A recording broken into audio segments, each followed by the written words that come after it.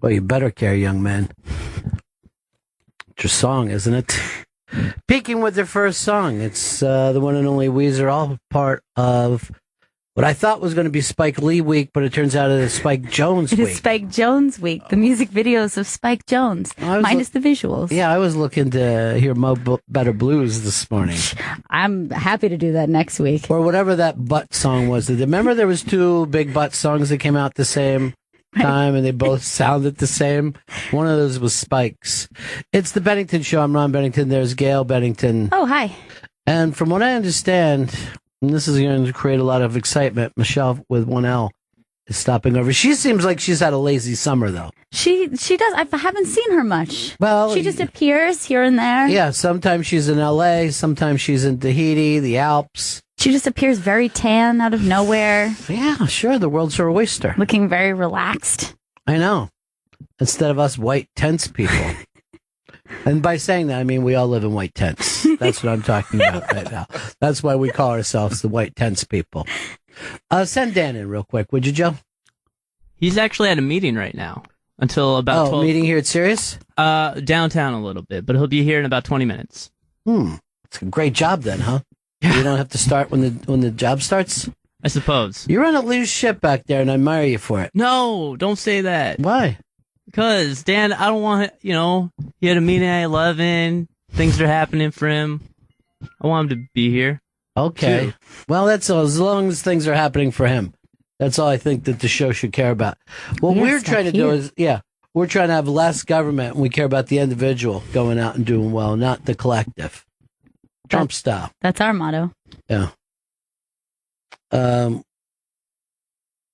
trying to follow along with the TV, and it just seems like nothing's happening other than Hillary has to turn over her computer like some weird fucking kiddie porn person. I don't know what the hell she had on there. I think she's linked up with Jared. All her texts must be read. All emails.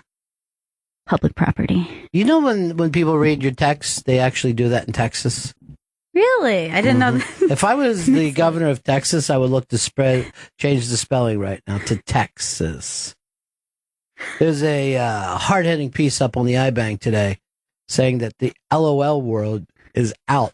Who gets to decide what slang is usable and what slang isn't?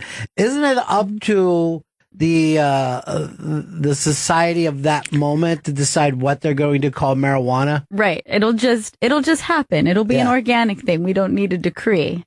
However, if someone does say LOL in person, obviously that's a very bizarre person. Look, I'm never getting rid of POS. That's me, the all-time best. Or ASL, which really hasn't been used since like early AOL. Yes. Age, sex, location. I even forgot about that one. Sometimes you can write yes, please in the middle. That's good. Very clever. Yeah, that is good. Well, that's if you want to go to like fun chat rooms. Mm-hmm. You know what I was thinking that disappeared too? That was so violently big. But remember Instant Messenger? Yes. How much that was? It was the pretext text. Yeah. But I remember I was on the air at NEW at the time, and I couldn't sign on ever to my computer because being what's up, I would freeze up my computer. Oh, yeah. It's like, imagine if every time you picked up your phone, people knew it and could immediately start saying, what are you doing? Well, I just signed on, dude. How about giving me a half a sec? I see you're holding your phone. What's going on? That was and then that went away without anyone acting like we're not using it anymore. Yeah. It was just gone. I think that, like Facebook and things like that, hurt the old instant messenger. It did, yeah, and text messages really did, because that was the mode of communication. Although you had to be like at home to text your friends, like I hope they're home to get to receive these messages. Well, but here's what I think: text messages replaced a phone call. Yes. You know what I mean? So if people say I'm sick, I'm not coming in today. I just said before when we used to run a tighter ship around here, the deal was you can't text in. Like the fact that nobody knew that Joe had given Dan the opportunity to roll in whenever today. That was stuff that used to have to be said in person. Right. You wouldn't be able to well, I told Joe, I thought it would be cool. At the very least, a group text. No, there's no group. Oh. Texting gets bad. Well, look, I got a text this morning from our Fez, who, as we speak, is still in the world of an open chest. Yes. They cracked him open today. Well, when they went in, they said it was either going to be a quadruple or a quintuple. Yeah. Is that a word? Even quintuple? Yeah. Quintuple. Yeah. I know. So, which I didn't even know that you had 5 of those. But, so I get a thing from him this morning before he goes in. And, it was really, really sweet and cute. And he just writes this: "It's almost time for them to take me. Love you and Jules and the kids so much. Thank you for everything." This was basically the goodbye. He was sending a goodbye. He sent me a nice goodbye text this morning, I guess, just in case. Now I'm getting updates from Fez's sister that I guess a nurse comes out about every hour or so. And they said, so far everything is textbook. There's nothing to, worry about. So I'll let everybody know when he's out, and I'll just say this: say a prayer for Surf Boy, wherever he is. But in talking with people going into this, first of all, they said this that everyone who has this done for the following week wishes that they didn't.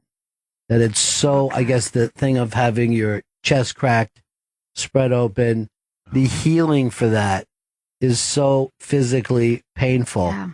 And one of Fez's big problems was he knew that he was going to wake up with a tube down his throat for a couple days. Oh, yeah. How could you not focus on that? That'd be difficult not to think about. As well as another one into his dick. Which is just, that stuff is very uncomfortable. Very, obviously that stuff isn't the life-threatening stuff, but it's the stuff we human beings are bothered by. But then they said that he also could be susceptible to depression.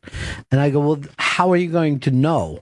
You know what I mean? Like, if anyone is going to find the depressed side of this, give him his therapist now. Put a therapist on him right now, even before. But that's what he's dealing with. Now, some other guys, I guess some nice people volunteer there, and they come in and they, had the procedure done before. And they were telling Fez they didn't even know how bad they felt before they had this thing done. Like, when you're not getting the proper pumps and blood flow and all that, you're not always even aware of it. You just think you're lethargic, because the thing about Fez, and he had the stent work done for 10 years, that guy used to find a hill where the rest of us couldn't. Like, we would be walking down the street and he'd start huffing and puffing and say, "Can we sit down?" And we're like, "Why?" He goes, "This embankment." And we're like, "Where?"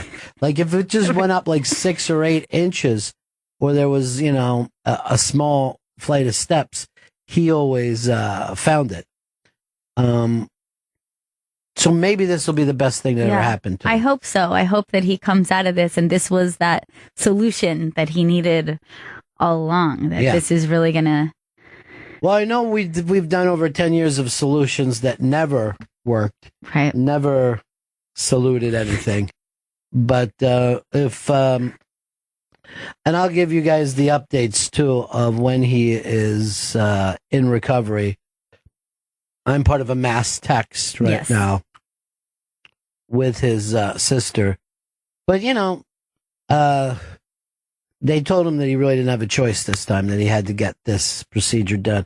And then I'm sitting here wondering, like, if he would have done this 10 years, would his life have been totally different? I don't know. If he had never gone the stint route the whole time, which obviously after he was at how many did he have? I think it was 13, lucky 13. And I guess they scoop all the stents out. Yeah, because they're taking out the arteries where the stents were, putting in new arteries. Right. Well, they're not new. They just were used for something else. I don't know whatever use those other arteries had. Right. We don't have the science behind it. There is no science. This is all just, like the doctor said, this is catch as catch can. No one really knows what we're doing. But this is the weird thing, because Fez has been around long enough that these procedures were completely different, years ago. Years ago, this would have made the paper. Right. Everybody would have been talking about it, and, Dan Rather would have probably led with it. Man has his heart operated on. Well, one of the things, I don't know why they act like this is nothing, but his heart stops beating for 30 minutes. I don't know why they do this. That. Now, I wonder what the heart is thinking. all it's ever done is beat. Yes. Right? Since the second even before he was born. Yes. And now they're saying, stop beating. Just chill for a minute while we fix some stuff. Crazy. It's really, really bizarre if you think about it. It's too weird. But the amount of people who have had this kind of surgery are tons now. Yeah. And it's successful. It has a reputation. The success rate is through the roof. We were never worried about, when you look down and look at success rates, it wasn't like, oh, this is a risky surgery. Right. The fact that it's so normal is almost weird, Yeah. It almost got to be like, if you think of flying, like at one point, if you went up in an airplane, you would have made the paper. Right. Everybody would be talking about it. A person was up off the ground. It's a real daredevil. Yeah. And then somehow you go from that, like a daredevil, to I'm visiting my aunt in Chicago for the weekend. You know what I mean? Like it just got to be a normal. And now every airport is like Penn Station. It's just as dull and as ridiculous as you want to get. There's nothing. There used to be, even in the 1960s, some glamour to flying. Yeah. And now I think it's more if you have an issue with flying. You're the oddball. You're the strange one, not like what are you talking about? It's just a plane. It's safer than walking. Are you afraid to walk? This is safer than watching TV. More TVs explode in your face than airplanes go down. You didn't know that? Guess that's because you're dumb. And no matter what happens when you're in the air, like fucking the thing could start barrel rolling and everyone's like, stop it. This is just a barrel roll. I don't know why you care. Yeah. Planes barrel roll. They're built to. And just one person freaking out. Yeah. But that it's no longer glamorous because there are, I'm going to say 2 generations of people now who have never bragged about sleeping with a stewardess. That's how bad, right. First of all, if you go back to that Mad Men, look what they bragged about. I banged a nurse and I banged a stewardess. Neither one of those things would be something to brag about. No one thinks to themselves, I'm going to get a sexy stewardess or a sexy nurse. You would be like, were they on shift at the time? Ooh, weird. I don't even get. Why would you do that? Oh. Were they wearing those weird little white shoes? Did you take pills with them? Yeah, no one brags about that. And no scrubs one cares. Scrubs are so unsexy, like on a nurse. It's like a really bad uniform. Yeah, but I think they look so comfortable. That's all I think about when I see somebody on the train in scrubs. All right, I got the update just right now. Operation is over. All is well. Fez Whatley, quadruple bypass.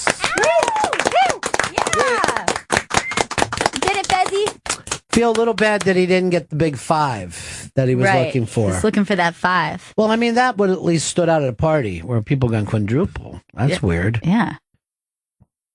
But he got the 4. 4 corners. He's now referred to as like that big podcast. Yeah, there's a great podcast of the same name. 4 corners. They deal with news, sports, weather, comedy, and adult comedy. Yeah. Which is a subgenre of comedy. Sure. A chance to hear the word fart, perhaps. So Fez Whatley, Quad Boy, Quad City Rocker. I'm happy he's in recovery. Excited. Glad to hear that. Yeah, it's good. It's good, right? It feels good, yeah. Yeah. Because, like I said, they tell you not to worry, but of course you worry a little bit. And I'm sure it'll be a while before he's communicating. Yeah. Chris, I know we can't send Anthony out right now because, we're down a man. Yeah. Took upon ourselves to go down a man. But we're going to go get a Sports Illustrated for Fez because that's got everything in there. I know. And with the preseason football and stuff that you could read in the hospital. It's perfect for hospital reads. Sure. I mean, you're sitting there, you're stuck in the hospital, you get to sit here and read a nice Sports Illustrated. I mean, it would be terrible to have to sit in the hospital without a Sports Illustrated. That would be the worst. I can't imagine if anyone could. At least a guy. I guess for a woman, like you would probably like a Better Homes and Garden. Isn't that the type of thing that you read? Mary Claire. Yes. Cosmo. Ryan in Atlanta. Oh, what's up, dogsies? I got to say something. Why are you Ryan and not your Dickie Jr.? Because I thought I wouldn't be able to get through again, but I was going to say, oh, Big God, that's never the died running in bad over there. operation. Big Fed. Yeah. Oh, Dickie. Dickie J. That's some team. So Dickie Jr., the only one who wants to give Fez the nice big dog. I know. Sweet that he did that. Yeah. I was gonna make a nice audio postcard and send it to him on a SoundCloud. That would be great. Of everybody saying nice things to him. But we don't let regular callers through. I know. Well, whatever. They have to. At least we have lax hours. That's the important thing. They have to give fake names in order to get through. Well, actually, you have to give a real name, Ryan. What could be funnier than the name Ryan? All right. Look how this cop up here looked like Bruce Willis. He looked like a puffy Bruce Willis. He did. Like he could be a Willis brother, perhaps. That's a good point. I've never heard of a Willis brother. He seems like a man who would have brothers, but and yet, from what I understand, he's an only child. He's just an only child. I mean, clearly the Willis brothers would be stars. It seems. They would be right up there with the fabulous Travolta brothers. Baldwin's. Yes. Big time. Perhaps America's greatest acting family. Chris, did you look it up? I'm going to say no brothers. You think there are brothers? I'm going to say that there is one brother who has like just a regular job, or maybe like just like a really good job. Like he's a lawyer, detective. He's a doctor. I think a detective. There are 3 siblings, 1 sister, 2 brothers, one's passed away. Oh, I'm sorry to hear. But why would you tell us the depressing part? Why wouldn't you just say 2 brothers? Okay. Yeah. Well, I wanted to, let you know why this guy hasn't, done any acting work. All right, I just got this texted to me. Fez is on a bike right now. Wow. Yeah. Feeling great. I didn't even know. I mean, I didn't even know him to ride a bike. Bizarre. It's good to hear. I'm glad he's exercising. Well, he's exercising his rights. That's the important thing. His right to bike. Bikers' rights. So I hope that monkey heart works out for him. I didn't realize that's what they were doing. Yeah. And don't worry, Peter. The monkey died of natural causes. Oh, good. It was choked to death by Fez's brothers. Mm-hmm. Naturally. Yes. A nice, natural way to die. Same way the Boston Stranglers victims die. Natural causes. Well, you heard about the Boston. Bam! Looking that up, are you, Tappy? Yep. That's a place I'd like to put somebody, so we're not in that weird position all the time. All right, this is the Bennington Show. Feeling a little more relaxed, more kickback. Our buddy Janice wants to add something about Fez. Hi, Ronnie. I just want to tell Fezzy that I love you, Fez, and I pray for you every day. I really do, and especially now. And it'll all be good. Why didn't you pray that he didn't get quadruple? Well, I always pray for him to be happy and healthy. So I guess it's kind of in the generalization. Oh, and one thing also, how Fez used to get so pissed about the Redskins name? Yeah. It was they were originally named the Braves. Now, how the fuck do they go from the Braves, which is okay? So, Fezzy, you were right about that, too. All right, Joe, what are you trying to tell us? Line 2, I believe we have Ron White on the phone. The world famous comedian Ron White. We think so, yeah. Ron, is this you? Hey, Ron, what's going on, man? What do you say? Hey, I just wanted to tell you that I was listening to it yesterday during the your tribute to Robin Williams, Yeah. and I just wanted to say you did a really good job with that. It was just a moving thing, and it was cool. I heard you mention the Bobcat, the story about him and Robin. I just thought it was very, very, very cool, and I was listening this morning. I saw the number, so I just thought I'd call in. I got to tell you, bro, I still, we're a year today. It hasn't even seeped into my head that this actually happened. You know, that we lost Robin. All right. Yeah, I know. Yeah, it is. It's just, I can't believe it's a year. Was that the anniversary of his death? I kind of tuned in the middle of it. Yeah. It was actually a year. You know, Bobcat was the one who said that this wasn't from depression or whatever. It was some kind of brain disease that he had. That hasn't gotten a lot of play. But, you know, that massive talent being gone for a year, it's hard to believe. It is. But anyway, I'm in the Hollywood Hills, and I got a bad signal. So I just wanted to call and say nice job. And I'll come see you guys when I'm in New York. Yeah, I can't wait to see you, buddy. Take care. Take care, man. Bye-bye. Let's go over here to Matt in Queens. Matt. Hey, Tex. Hey, Gail. What's going on? What's up? What's up? Wanted to see if it's okay if I sent Fezzy some Mrs. Fields cookies. Well, I don't think that his new heart wants cookies. How about a fruit salad? See, I know it's like all fun to like do a little silliness, but our man is laying there with a tube down his throat, tube up his nose, tube up his dick, which I think, quite frankly, he's going to like more. I mean, you don't have to get up so much. You can watch the end of your shows. It can be really, really fun and sweet. Man, how's that for a show when a big comedian like Ron White just goes out of nowhere? I can't believe that. Yeah, he's the coolest.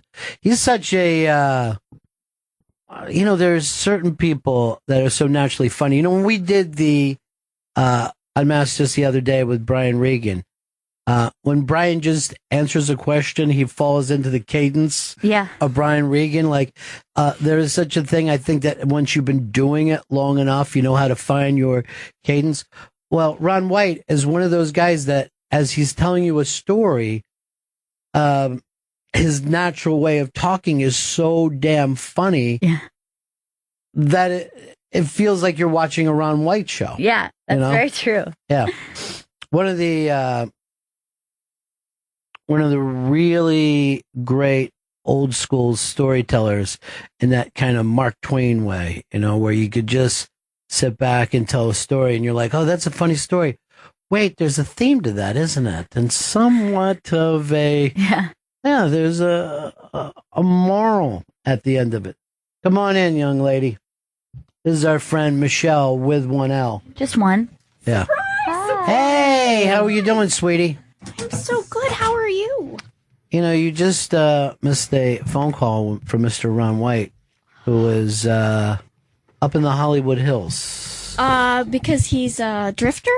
No. I don't know whether you know it, but the drifters don't live in there. There's no outlaw days anymore. It's actually a very nice place to live. Matter of fact, if I lived anywhere in LA, I'd want to Hollywood live. Hills? Yeah, I just love it up there. The houses are so great up there. Well, it's one thing for the houses, but every view is like a movie view.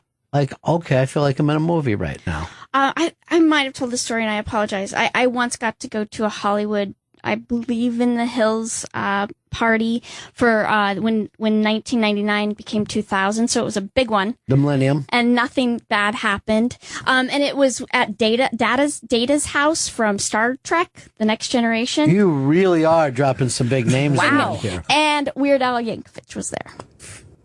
This is the weirdest party I've ever heard of in my life. Pretty Data and Weird Al are buddies? Yes.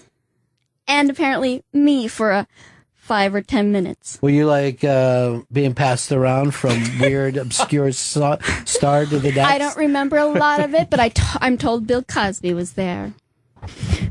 Bill Cosby. Too soon? Is that too soon for this? It's right on time. No, I think it's too late. Oh, shit. Yeah, I mean, I think we all did our Bill Cosby jokes sometime in the past.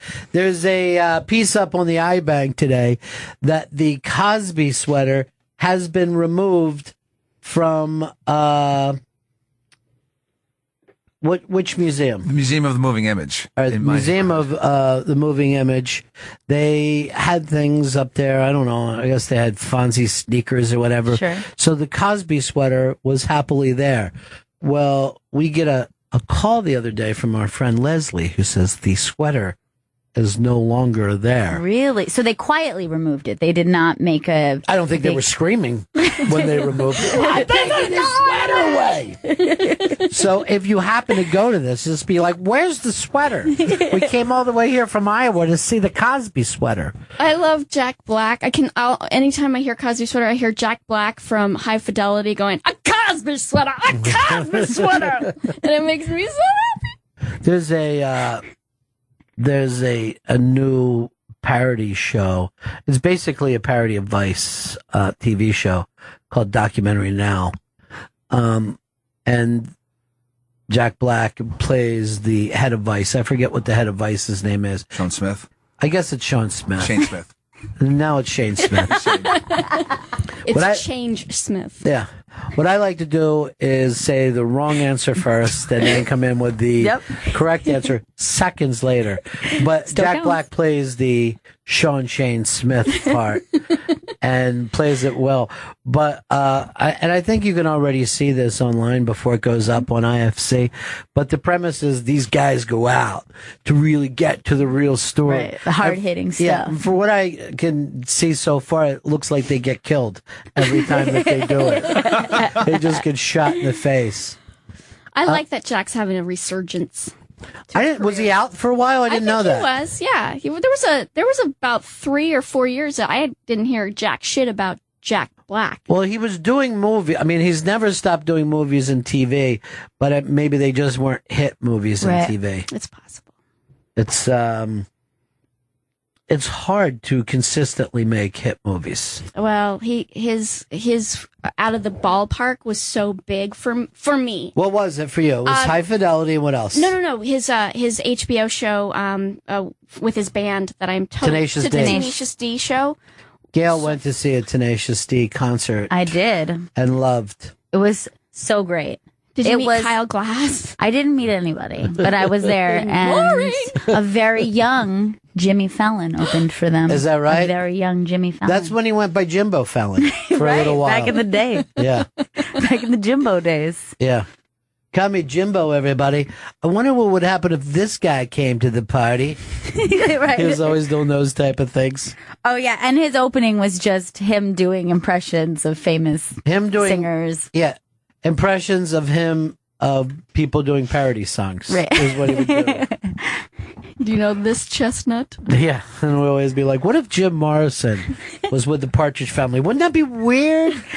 And you're like, why would he be? Well, I say, because you have a joke about it. You got that whole thing you do. There was always like comedians who would do this bit where it would be like they would put all their impressions together while they're passing around a joint, you know? So it would always go like from Jack Nicholson to whatever.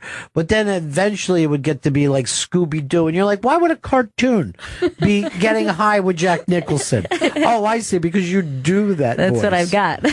It's the great cheat in life if you do have that ability to do some impressions. Yeah. You can certainly get on stage a lot faster than a person who didn't get that weird gene. Because people love impressions. They love it. I have one, and it's, it lived for 2 or 5 years, and it's Karen from Will and Grace. Well, Karen from Will and Grace, now, I'm not a big Will and Grace person, so which one is Karen? She was the rich boss lady. She was the rich boss lady. I don't know. What was she? Was she a friend of Jack's? She was a socialite, very rich. Yeah. Megan Mullally played her. Okay, all we had to say was Megan. Oh, I'm so yeah, sorry. then I would have been able to jump. Yes. So you do a Megan Mullally. Yes, I impression. do All right. it. That's All it. right, let's hear it. Oh, really? Yeah. Okay. Honey, what is this? What's this? What's this? That's it. That's actually pretty good. Good. Thank Spot you.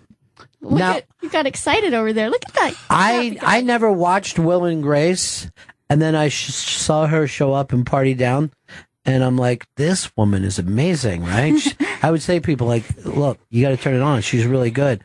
And then people are like, well, she's a star. And I told that story to her husband, and it was his happiest moment. Really? Yeah. He was like just dying that somebody completely missed her biggest Right. thing. But sometimes that happens to you with TV shows. Right now, I have a new hobby. I'm watching the Walter White show. Yes. And I'm 8 episodes Breaking in. Bad. I just hope everything goes great for him because it's a struggle to start this business, but I really believe. Okay. Well, just if you believe. I just want you to be happy, Ron. Yeah, that would be great. Okay. Hey, Brian, what's up? Hey, yeah, Tenacious D. Didn't they win a Grammy for Best Metal Album? They did. We have it up here that they won an Emmy for it. Well, Tenacious D was the greatest band that's ever been. Yes. There's a tribute to them that's absolutely spectacular. It's just a tribute, but yeah. You know, Jack Black is on a TV show right now called Brink. Well, I'm in. Well, you're a little late from not being know somebody about who's it. in. Entire You're like Explain it. 7 episodes behind. Look at me, all on top of things. You weren't here for the Fez update. No. What? Yeah, Fez went in, had his chest pulled open this morning, and they quadrupled his bypasses. How many times? Like, is it now just a door that they open? Yes, it's a door. They like- put a screen door on his He's chest. always able to get in there whenever he Yeah, needs. Is he anytime. okay? What happened? Did he have a stress attack? But He had a stress attack. Well, he's been in the hospital for a week now, because they couldn't get his blood thinners down long enough to do this operation. His what was called the Widowmaker artery, that's the one that you can't survive, Right. was 95% blocked. All of his stents were blocked. They had to go in and put a little balloon and open them up. But I guess because of the diabetes meets stress, no amount of stents was going to work for him. He was going to have to get his arteries replaced, but with more of his own arteries. so they've did they grow the I don't know anything about medicine. Yeah, we're not at the point where we're growing and cloning medicine. Like, I didn't even tell you this. He didn't have this operation done in the future. This was done today. So they used his clone or they didn't? We're going to ship you to the future, and hopefully they'll ship you back repaired. But we can do that. We can ship them. I don't think we No. can. Okay. Well, I think you're either lying or mistaken. But I say mistaken. now I'm on a group text from his sister. He's up and moving around, and they had him throw a baseball, and he just threw a 93-mile-an-hour fastball. What?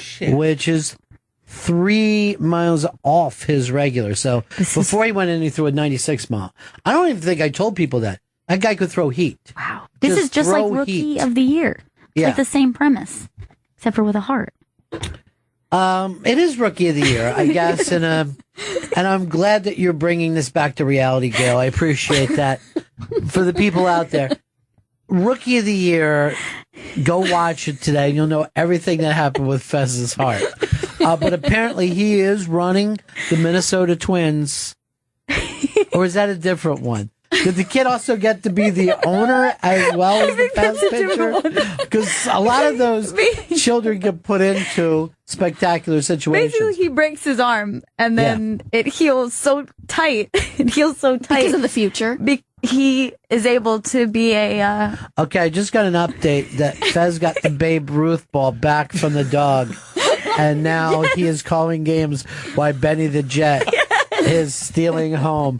And then when he steals home, he just gives a little wave to his old friend that they never had a gay relationship with.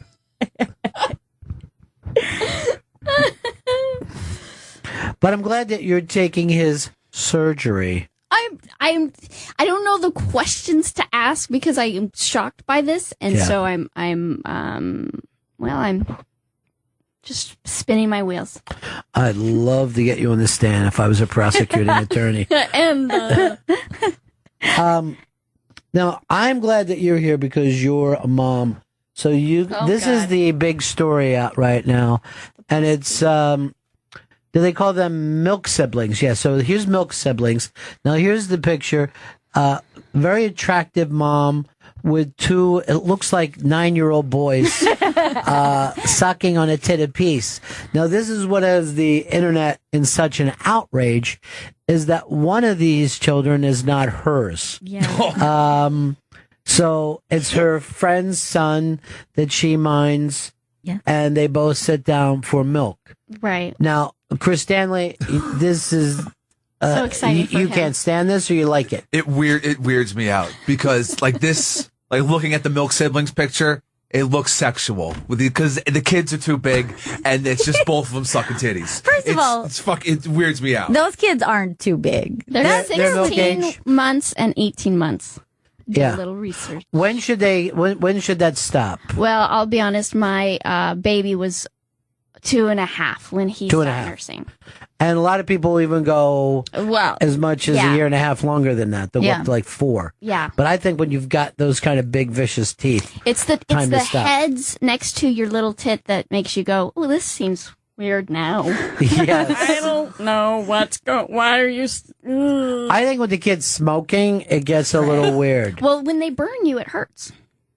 Now you see nothing wrong with the Look, mom doing this. I find people who take pictures of themselves breastfeeding to be very bizarre to me. What's the point? You great. Well, I did think it too. this was for other moms. Like, Right, look, moms, let's, we've got nothing to be ashamed of. I don't think that this was put up in Penthouse. Or, I think it was on a. by the way, did I date myself? Like this bringing up Penthouse? Pornhub. Say Pornhub. Okay. I don't think this was put up on Pornhub.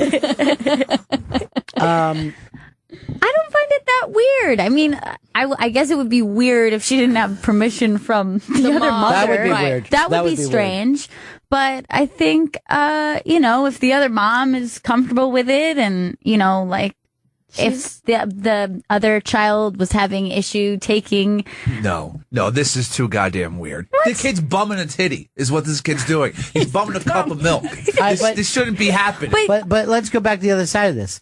Drinking the milk of a cow is normal to you. Yes. But not the milk that a child's body actually craves and needs. And doing its purpose. Like, drinking the milk of an animal is some weird thing that we decided It is to really do. nuts. It's really supposed to be for Delicious. baby animals. It's better than this, than having your neighbor, hey, can you have some milk in that breast of yours? Can I Here's my tell you kid." something? Yeah. The one of the things of drinking animals' milks is probably why our friend just had a fucking quadruple bypass today. That, we do stuff that isn't healthy and normal to a human body, but we accept it because we've watched all the commercials. right. But he just had quadruple bypasses. Now, if he was still nursing with his mom, but even saying that this is weird, the term wet nurse goes back, pre-Christ. Right. The women have always been available to nurse other people's children. It was never considered insane until we get to this, what I like to call modern times. Here's Richard in North Dakota. Hey, Bennington and Michelle. What's up? My wife and her sister gave birth to sons about 6 weeks apart from each other, and then when they babysit each other's kids, they would nurse each other's kids. There was nothing weird about it at all. I would find that crazy. That would not happen. I'll just get some formula, right? Formula's a thing. Yeah, you give children. But this particular baby, the mother was excited when she offered this to the child because she said she wasn't able to continue nursing and the baby was not doing very well with the formula. So she was like, this is great when you're babysitting. Even going back to that thing of formula, which you see is something positive. That's something that is false, that you buy at a store. Yeah. And attempt to heat up, attempt to fake the point that you actually have human milk. Yeah, I like that better than the actual. But you're not coming up with any reason for it other than some weird discomfort of yourself. Here's Robert in Kansas. So, Ronnie, I've heard about this picture, so I start to Google it to see what this is all about, right? So I start typing in woman breastfeed, and I get the F out, and I look down on Google's suggested searches, which are, I believe, the most popular ones. The second thing that comes up is woman breastfeeding man. People are outraged by this woman breastfeeding kids, and they're under 2 years old, by the way. But the second suggested search is a woman breastfeeding a man. I think we have more to be outraged than this photo. Well, I mean, again, believe me, I don't judge either way. Yeah, I I'm mean, not. I don't find it freakish if that's what two adults are into. Consenting adults. Here's Rachel in West Virginia. Hi. What's up? I was just thinking, like, in ancient times and stuff, they used to pay, like, servants to feed their babies all the time. It used to be totally normal for you not to I mean, I used the term wet nurse a little earlier. I think there was a couple of different things. One, some women can't produce enough milk or it's difficult for them. And the other ones, some women want to just take care of the titties and say, look, let the servants do that. Keep these things pristine. Yeah, let's keep these things looking like Kardashian tits. Milk sibling mom obviously doesn't care about that. I mean, and the smile on her face. She's just so pleased with herself for getting all these kids on her breast. So your problem is the smugness. She does have it's... She has a middle finger One out, of my too. problems, I just want to point that out. She's got her little middle finger. Well, there's a couple things here. Number one, I'm not crazy about her couch. Two, what's with the primer paint on your wall? What are you? Have spruced up First for apartment. But to get back to what she is doing here, the children seem comfortable with it. It looks They're really being uncomfortable, nourished and actually. fed. Sure. They seem too comfortable with it. Chris, you have the purpose of breastfeeding. Give us actual adult reasons for your discomfort. All right. So there's two kids double teaming her breasts. I've never seen that before. All right, first of all, the fact that you're using sexual terms might lead to your problems. But yeah, what about twins, Chris? Twins would do this. I thought they'd just trade off. Like one, you feed the one twin, he gets the milk, and then you put that kid down. Do you do that with breakfast? All right, Sammy's going to eat first, and then when Sammy's done, Don can come in. I don't want you guys double teaming your breakfast. You haven't given us a reason. This picture is disturbing because it's not her kid, and B, it's two at the same time, and she's so happy about it.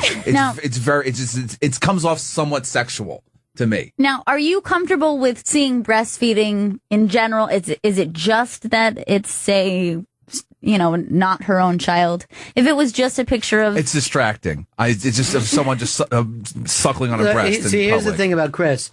He grew up only child, no cousins. Right. You know what I mean? So if you've had an older sister, a mom who had other kids, or an aunt, you would have seen breastfeeding in your life. Yeah, I never saw it. I'll see it in public or whatever if a woman's breastfeeding her kid. And then Right. So when I see it in public, I'm not freaked out about it. I think there's a woman who needs to feed her child. It doesn't make me scream out. Something sexual has happened. By the way, I don't freak out even if I see something sexual. But that's me. I don't know where your discomfort comes from. Here's Steve in Bloomington. Hey, in John Steinbeck's great moral tale, The Grapes of Wrath, the last chapter, there's a woman who lost her baby, and there's a man who's starving to death, and she feeds him with her breast. The man she feeds? Yes, that's the end of... I'm going to cry. That always makes me cry. Yeah. To keep him alive. Well, those were hard times. Yes. They were going through hard times back there. The soul turned to dust. Yeah. It's a bowl of dust. Soul theme's a bowl of dust. That's not a line, but I'm ad-libbing here. Future Paraphrase. This whole thing's a bowl of dust. I wish it was a bowl of grass and corn and beans. Does no one got no water for me? Does no one got no water? The beans, they blew away. It's all dust in this bowl. Why don't you move from the dust bowl to the cereal bowl and live the rest of your life eating goddamn sugar smacks?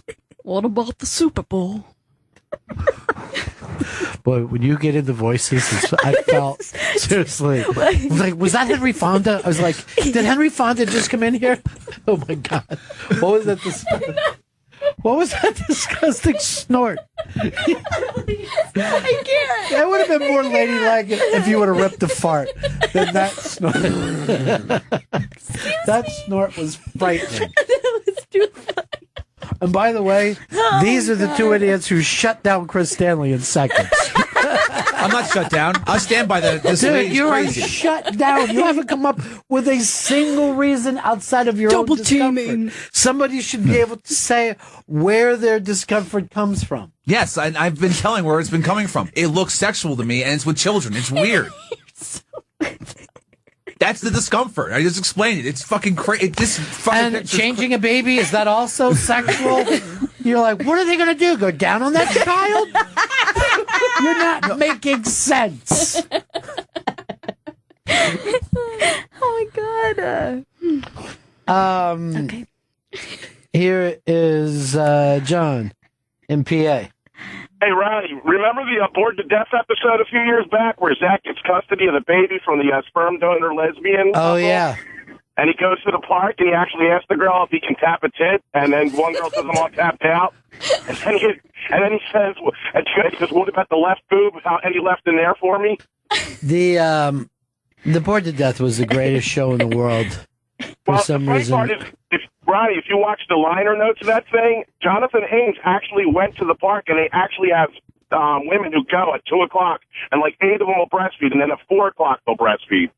It's just a breastfeeding park. Just a breastfeeding park where they all just line up and just all breastfeed at the same time. I just thought it was hysterical that you brought this up today. I was watching the episode last night where Zach actually tries to jump in on a boob. All right, thanks, Ben.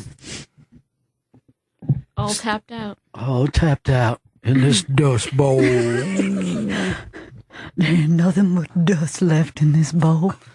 I found some dirt, which is better than dust, but still not good enough for us to eat no drinks. At least there's some moisture.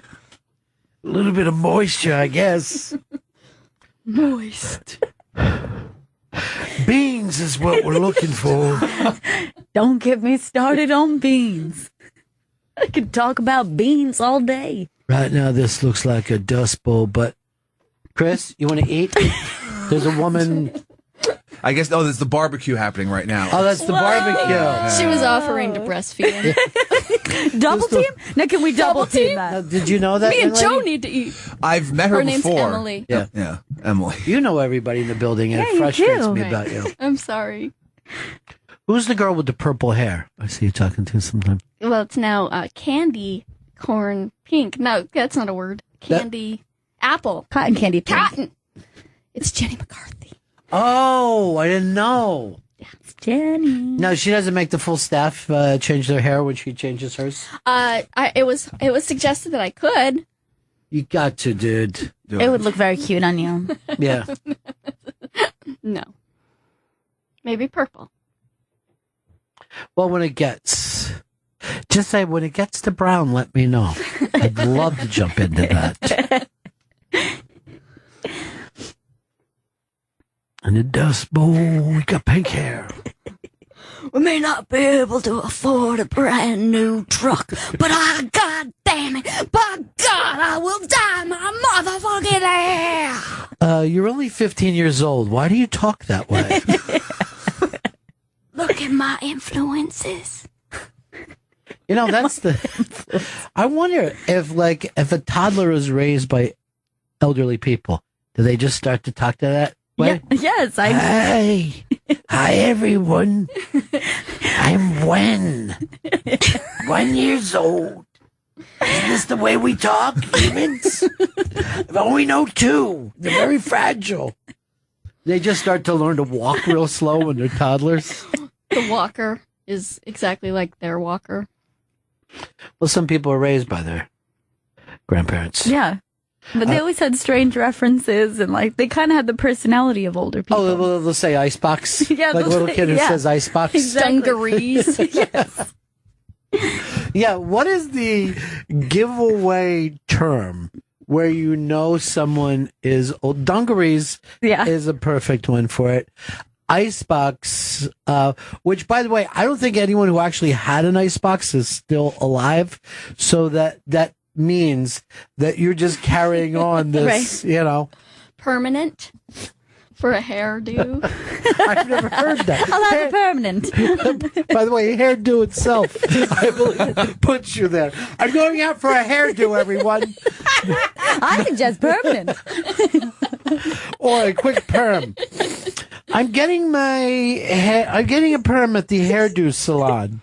No one's ever texted that. I think barbershop is almost getting to that point. People don't use it as much. Yeah, I don't think that you're going to say the barber. Well, black people use it because they still. I mean, for whatever reason, that's an 8-hour day for them. Yeah, that's a hangout sesh. I forget who. Oh, Cedric the Entertainer, who I consider a dear friend, was saying, he was talking to me and he's like, you know how like when you're at the barber shop, everybody's talking, and I'm like, no. I go to a barber shop, I grab a Sports Illustrated, I say, just take some off the top, and then I just sit there and read until it's time to give the man money. Yes. And then I leave, and I have a guy now who, he's from Italy. He really doesn't talk to me at all, and I love him. Yeah. For not, what do you think about these Jets? I don't want to be in a discussion. That's always an uncomfortable thing when you have That's where built a Chris relationship. Stanley went wrong, right? Yeah. Because it shows someone who wouldn't speak to him at all. Here's what happened with, everyone's always asking about Chris Stanley's hair. Yeah. He owed money, and they weren't going to put up with it anymore. Here's Paul in Buffalo. Paul. Yeah, Ronnie. Yeah. Ronnie, I got Davenport. Nice. Davenport, yeah. Now, isn't that also a part of the country that'll say Davenport? Yeah, because we never said it where I live. Yeah, it's I think a West Coaster or maybe Midwest. Now, why would they call a couch that? That's their A Davenport? Yeah. I don't even know that. Or is that the garage? Yeah, I think it's something. It's an outlying building. Paul, what did you call a Davenport? A couch. A couch. He said couch there. Yeah. I was not even aware that it was of the term Davenport. No, completely unaware of Davenport. Sometimes I think that some people refer to the Davenport as a garage that doesn't have any sides. It's just, you ever see those houses? That's what I thought that was. Yeah. No, that's a carport. That's a carport. Oh, yes, of course. And the place that planes leave from? What do you call those? What kind of drink do you drink? Mona in Washington. Hello, I was just calling one. I like the word trousers. Trouser isn't used much. Yes, and I wanted to send Fez many blessings. Well, as an atheist, he'll enjoy that. I know. I thought about that, but I thought, it doesn't matter. Still, it's all just good. Whatever they take can go in. Sure. Okay, thank you. All right, thank you. Bye. I think this is going to be good for Fez. I really do. I hope so. Well, either that or I'm going to ask them to reverse it right now. Go back in and get your old stuff. Get those stints. Did they take them back out, like the 11 that are in there, or do they have No, to they're just replace clipped. them every time? No, the stent stuff should be done now. Okay. Yeah. Okay, so because it's okay. This is the alternative to the stents, which were... He's got new, lovely arteries. Like when you get a brand new garden hose, you can't even bend it. Yeah. You're like, this garden hose is so hard. Why did I drink out of it? It's still hot.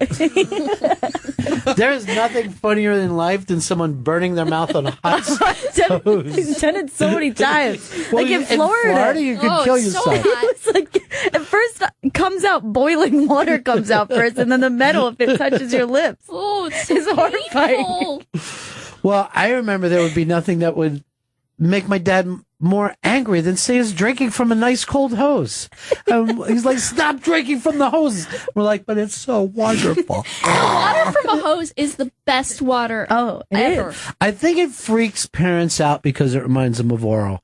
And it just looks like their child is getting a full blast in the mouth and face. Are they double teaming it? Yeah. Hopefully. Stanley, you came up with the weakest thing. First of all, your argument was short and weak, and then just stayed there. And if there was ever a day that we missed Fez, the guy who would strongly go into being wrong, yes, it was today. And he does oppose public breastfeeding. He's not comfortable. He calls holding hands PDA. I mean, he's very disgusted by people touching each other. Steve in Alabama. Yeah, my grandmother, instead of saying watching TV, she said watching her program. I love that. Here is, I'll call it a program. Oh, yeah. My program's on. Yeah. And I always call people's radios. How's everything going with the bonfire program? Pretty well for you guys? Sean. Hey, what's up, Bennington? Yeah. My grandfather used to say that get your trunks, your swimming trunks. I never knew what that. They used to call the shorts. A bathing suit would be swimming trunks, or they would also call sneakers a tennis shoe, or tennies. Some people are like, you got your tennis shoes? And you're like, we playing tennis, Grandma? Because I've known you a long time, my whole life, never seen you with a racket. Sometimes they would call those boat shoes. Yes. And that would be effeminate sneakers. Right, shoes. Like the slip-on kind of boat shoe, right? Yeah. Without socks. You had to wear them without socks. I don't know. I had nothing to do with the whole boat. I was like, Chuck Taylor's is going to work for everybody. How's that look? I'm playing tennis in these. I think I'm going to do well. As long as you had your whites on. Here's Chuck in Mass. Chuck. Hey, Benningtons. Hey. I grew up, spent a lot of time with my grandparents, and so instead of the living room, I still say in that Rhode Island accent, I say, let's go into the parlor. Nice. A lot of people will say parlor, too, instead of parlor. Go into the parlor and get that from me. Yeah. It's a room you never use, though. Isn't that for me? That's what Montana was. We had a parlor room. And you never used it? Never used it. I know I had friends that never lived in their living room. That was supposed to be for special guests. That I guess if a president came in or the Pope, yeah, they would be like, please come into this beautiful room. Can I see the rest of the house? Absolutely not.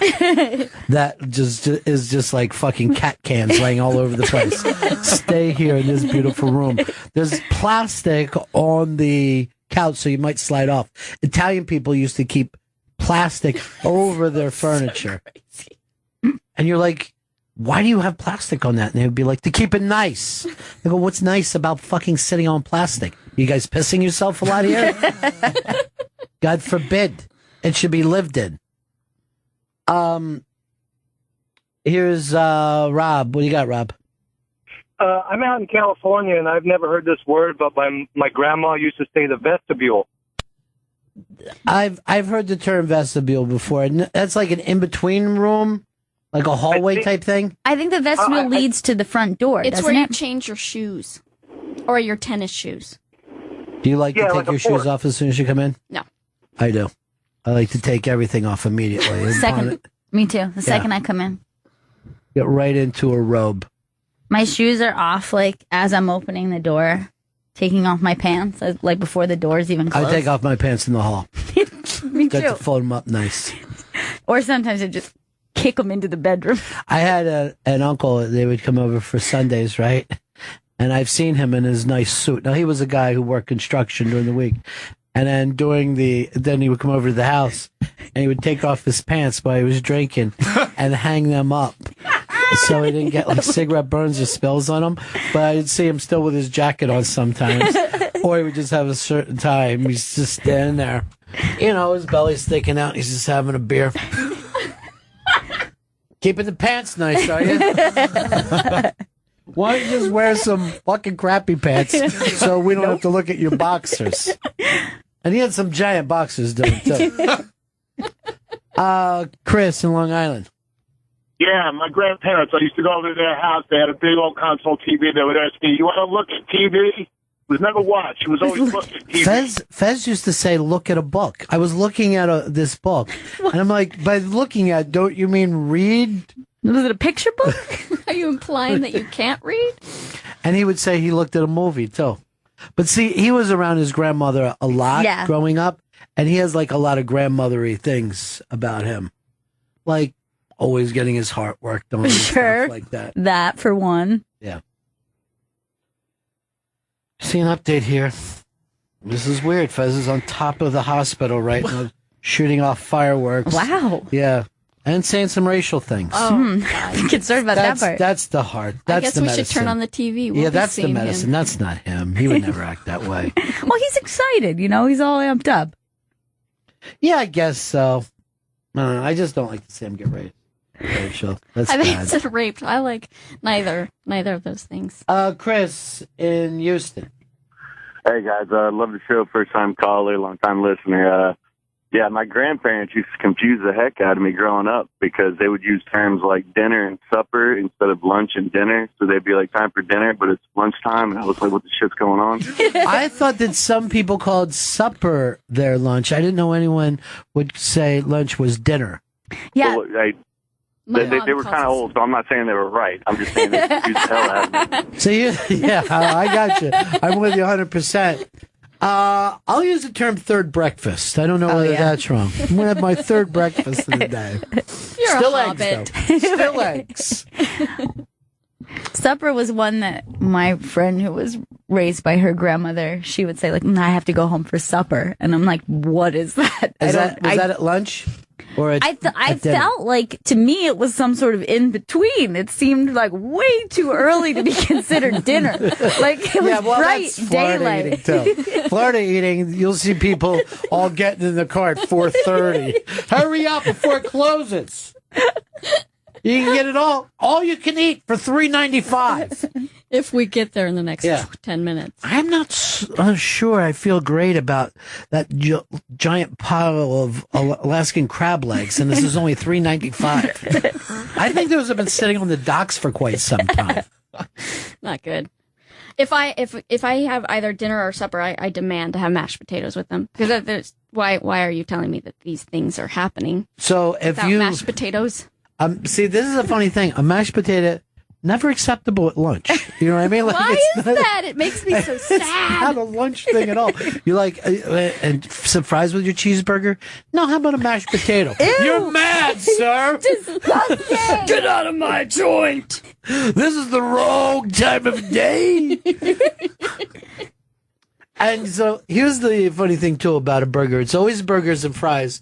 Unless you can see water, and then it's burger and chips. You know what I mean? Like, oh, there's a pool nearby, so you're getting chips. Really? So if I want inside, I could get fries, and then never a mashed potato, not even at supper with this. What? Go to the Davenport now. Demand it. Why do we have to go to the Davenport? You heard me. Take your shoes off in the vestibule. Yeah. Is there ever even like slang words that annoy you? Like some cigar smokers have picked up calling cigars sticks, and I'm like, seriously, I'll stop smoking them. You should just call it a fag. That's what I'd say. You know what? In honor of Fez, let's stop with that. Yeah, come on. It's a cigarette Yeah. reference. He prefers the term queer bait. That is a bait used to attract queers. His words, not ours. Yeah, that's his words. I miss you, Fez. Yeah. Well, he's still alive. I miss him from being in the room. And he's breathing through a tube now, so he really doesn't need us. So deep breathing. Going through the mouth. And I was like giving him, I told him like when he was saying, because he was having panic attacks. He had a panic attack when they showed him the film of what the recovery, before he even got to the cracked open thing of knowing that he was going to wake up and there was going to be a tube down his throat. And I was just like this, just don't give a fuck. Just ignore it. Because when I had my operation, I just glared at everybody like it was their fucking fault. You ready to go in? Fucking kill you. I just figured at least I'll take out an intern Yeah, why not? Take out a young doctor my way. It's a doctor dead. Well, I'm angry. I have these health problems. But this is kind of sad and sweet. So he has the thing worked out with his sister, who, by the way, is the love of his life. She's the sweetest person. She's the sweetest, most terrible person you'll ever meet. But that if he does a certain thumb thing to her, it means that he's freaking out. And could she get the nurse and help him? Because he hates the fact that he can't communicate. You know? How long will he be in a state where he can't communicate? 7 months. No, that's too long. No, 2 days with the tube down his throat. Okay. So the movie that they showed had a person in, like they filmed somebody in. Yeah. So he could see what was gonna. I don't go down. want that. I wouldn't want to watch that. I said the same thing. I said, put me on with the nurse. I go, if we took him to the airport and we showed him how the airplane works, he wouldn't get on. He doesn't want to know how thing works. Just knock him out and do whatever you got to do. But don't explain it to him. That's going to make it worse. Yes, details freak him. Let's go over to Anthony in Boston. Hey, Anthony. Hey, Benningtons. Hey. This is a word only older Boston people use. It's pretty much extinct. My mother and grandmother still use it, calling every soda tonic. Yeah, I mean, it's like when they didn't even know what liquids were. Right. Like, tonic is actually a witch's term. Grab me that tonic. Charlie. Hello. Hey, what's up? Hey, yeah, it's the old World War II term my grandpa still uses. Instead of going to the bathroom, he's going to the head. Yes. Yeah, they always say going to the head. Yeah. My dad says that. But that's a Navy term, I believe. I don't think the Army ever used it. But even John doesn't get used anymore. Like, I remember. Off to the John. I can remember the first time I heard it. I was with my neighbor. We went to go get some ice cream, and we went to go wait for the bathroom. And there was a guy standing there, and I guess we looked confused, and we were trying to figure it out. And he's like, the John's in there. And we're like, okay, well, we'll wait. And he's just like, no, the John's in there. And he kept saying it. And my friend is just like, yeah, we're not going to go in. It's like, we were so like, and for some reason we had both, even though we weren't communicating, had decided like, the John was the leader of the gang. Like, he had this like title, and we were being warned, like, don't even touch that door. And both of us were experiencing the same thing. We're like, yikes, all right, well, we will wait however long the John needs. We'll be out here. Stupid moron kids. So don't want to rush the John.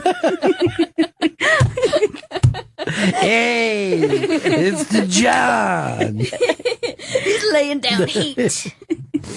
Well, my grandmother used to call any kind of bathroom dropping the kids off at the pool. Really? Yeah. It's the old lady term, I guess. Yeah. Well, that's when she wasn't saying brown babies. But you know how old people are. No, sure. Yeah. They have their funny ways. Yeah, You can't change them. Well, they lived through the Depression. Or Dust Bowl, as we've called it. See how we wrap everything back up again? Neat little bow. Yeah, there's a theme to this show. Latrine is a good one. I like that. Yeah, it's also... For some reason, latrine just sounds smelly. Yeah. Yeah. Well, when you found out that they dug those with their own helmets. It's like, can we just use this as a hat and nothing else? Nope. Joe, is everything going in your room there? I see you yelling around and freaking out. We're just locating where the barbecue might be. Ah. Yeah. It's at the raised thing. Yeah, it's across the street. We just found out. Across the street? Yeah. Really? 49th, yeah. 49th and 7th. Really? I thought that they did it in the... That's where they always done it In for the the last lobby. like 5 years. Yeah, it's in the lobby. No, it's not. They moved it down to outside. They wanted us to feel nature. Well, do they understand that we're on the... Yeah, we're not on going the to air? Yeah, that's what I'm saying. No, they. I've been seeing everybody bring their food back up after going into nature. Right. So now we have to take an airplane ride, an elevator. You guys are using I'm taking a flight back and forth. Ron, that takes a lot of time. Too far. Yeah, I go to LaGuardia every day to come up here. You guys Seems don't. ridiculous. Well, we don't want their fucking barbecue then. I know, that's that just street like food. No, Going you really out to do. lunch. It's good. It's really good barbecue. Maybe Dan can drop some when he comes back. He's here now. He got back. Oh, good. Did he get his barbecue? No, he didn't get He his walked barbecue. right by it. I know. Should have. You know, instead of going down, if you're going to go all the way downstairs and get me barbecue, forget about it. Go across the street and get me a steak. I know. You're running out. Expense it. I'm not going to go what people's grandparents called black people. I don't want to go back to a time of racism. We're all aware of that. Chris in Richmond. Hey, my granddad always referred to it as the Holy Ghost, and it freaks me out. Yeah, they went. It used to be Father, Son, and the Holy Ghost. Yeah. Then they went to Father, Son, and the Holy Spirit when they found out kids were getting scared. And now some people even go. Some churches will say Holy Ghost again. They'll go back to the ghost. Yeah. I think ghost was cool. Yeah. I wish that, I grew up in a spirit era, but Right. where ghost sounded dated, but it's still. I didn't pay a lot of attention, and I used to hear Holy Goat, and I'm like, what are we? We some kind of fucking Hindus? This is kind of strange. That goatee's Yeah. gonna be good. I remember like being 4 in church and thinking, is this okay to smoke in here, or we gotta go back? Because I like a little ciggy butt, like to take the tension off. You did it again. So disgusting. I'm so disgusting. You do that a lot? You snort a lot? Yes. Mm. I'm just having a good time. Sure. Sure. You got I to think go it's home endearing. and double breastfeed those children. Chris, I'm being told that the iBang has added the Hateful Eight trailer that just came out today. Would you guys like to watch it? I You would wanna love to watch it? that. Yeah, I haven't I've got seen it time. yet. I've never brought this up before, but I'm a big Quentin Tarantino fan. I didn't know that And about I you. I enjoy his work. And he has a new movie coming out this year. They could have just called it The Eightful. 8 people that are very hateful. Can I get some volume on that?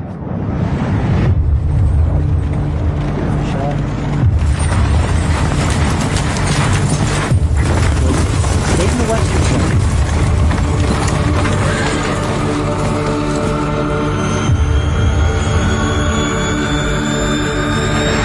Got room for one more? Yay! Sam Jackson.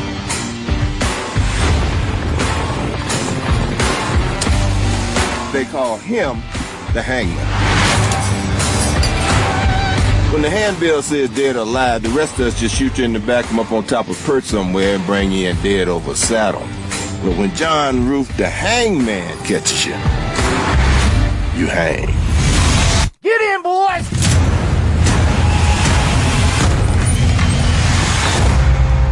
This here is Daisy Domergue. She's wanted dead or alive for murder. When that sun comes out, I'm taking this woman to hang. Is there anybody here committed to stopping me from doing that? Well, well, well. Looks like Minnie's haberdashery is about to get cozy for the next few days. Yes, it does. Never been Western. You don't often see that.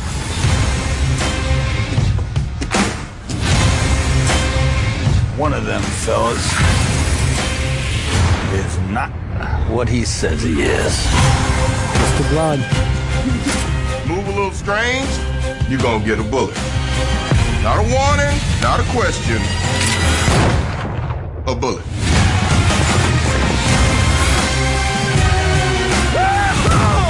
Now we're talking.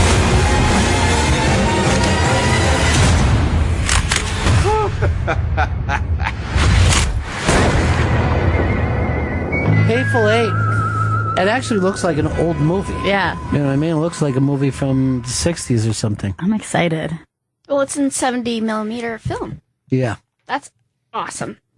Not only that, I heard that when it plays, I guess, where would you even play that? Just up the street here? Is there anywhere else in New York? Yeah, I'm that's not sure. Like What- an old theater? Oh, that old theater up, is that the one you're talking about? The Rock? Yeah, it begins with a Z or whatever. Ziegfeld, yeah. Yeah, the Ziegfeld. Ziegfeld. And then there's the Paris, which is down Right around the corner. Right. But I don't know. If There's not too many old theaters.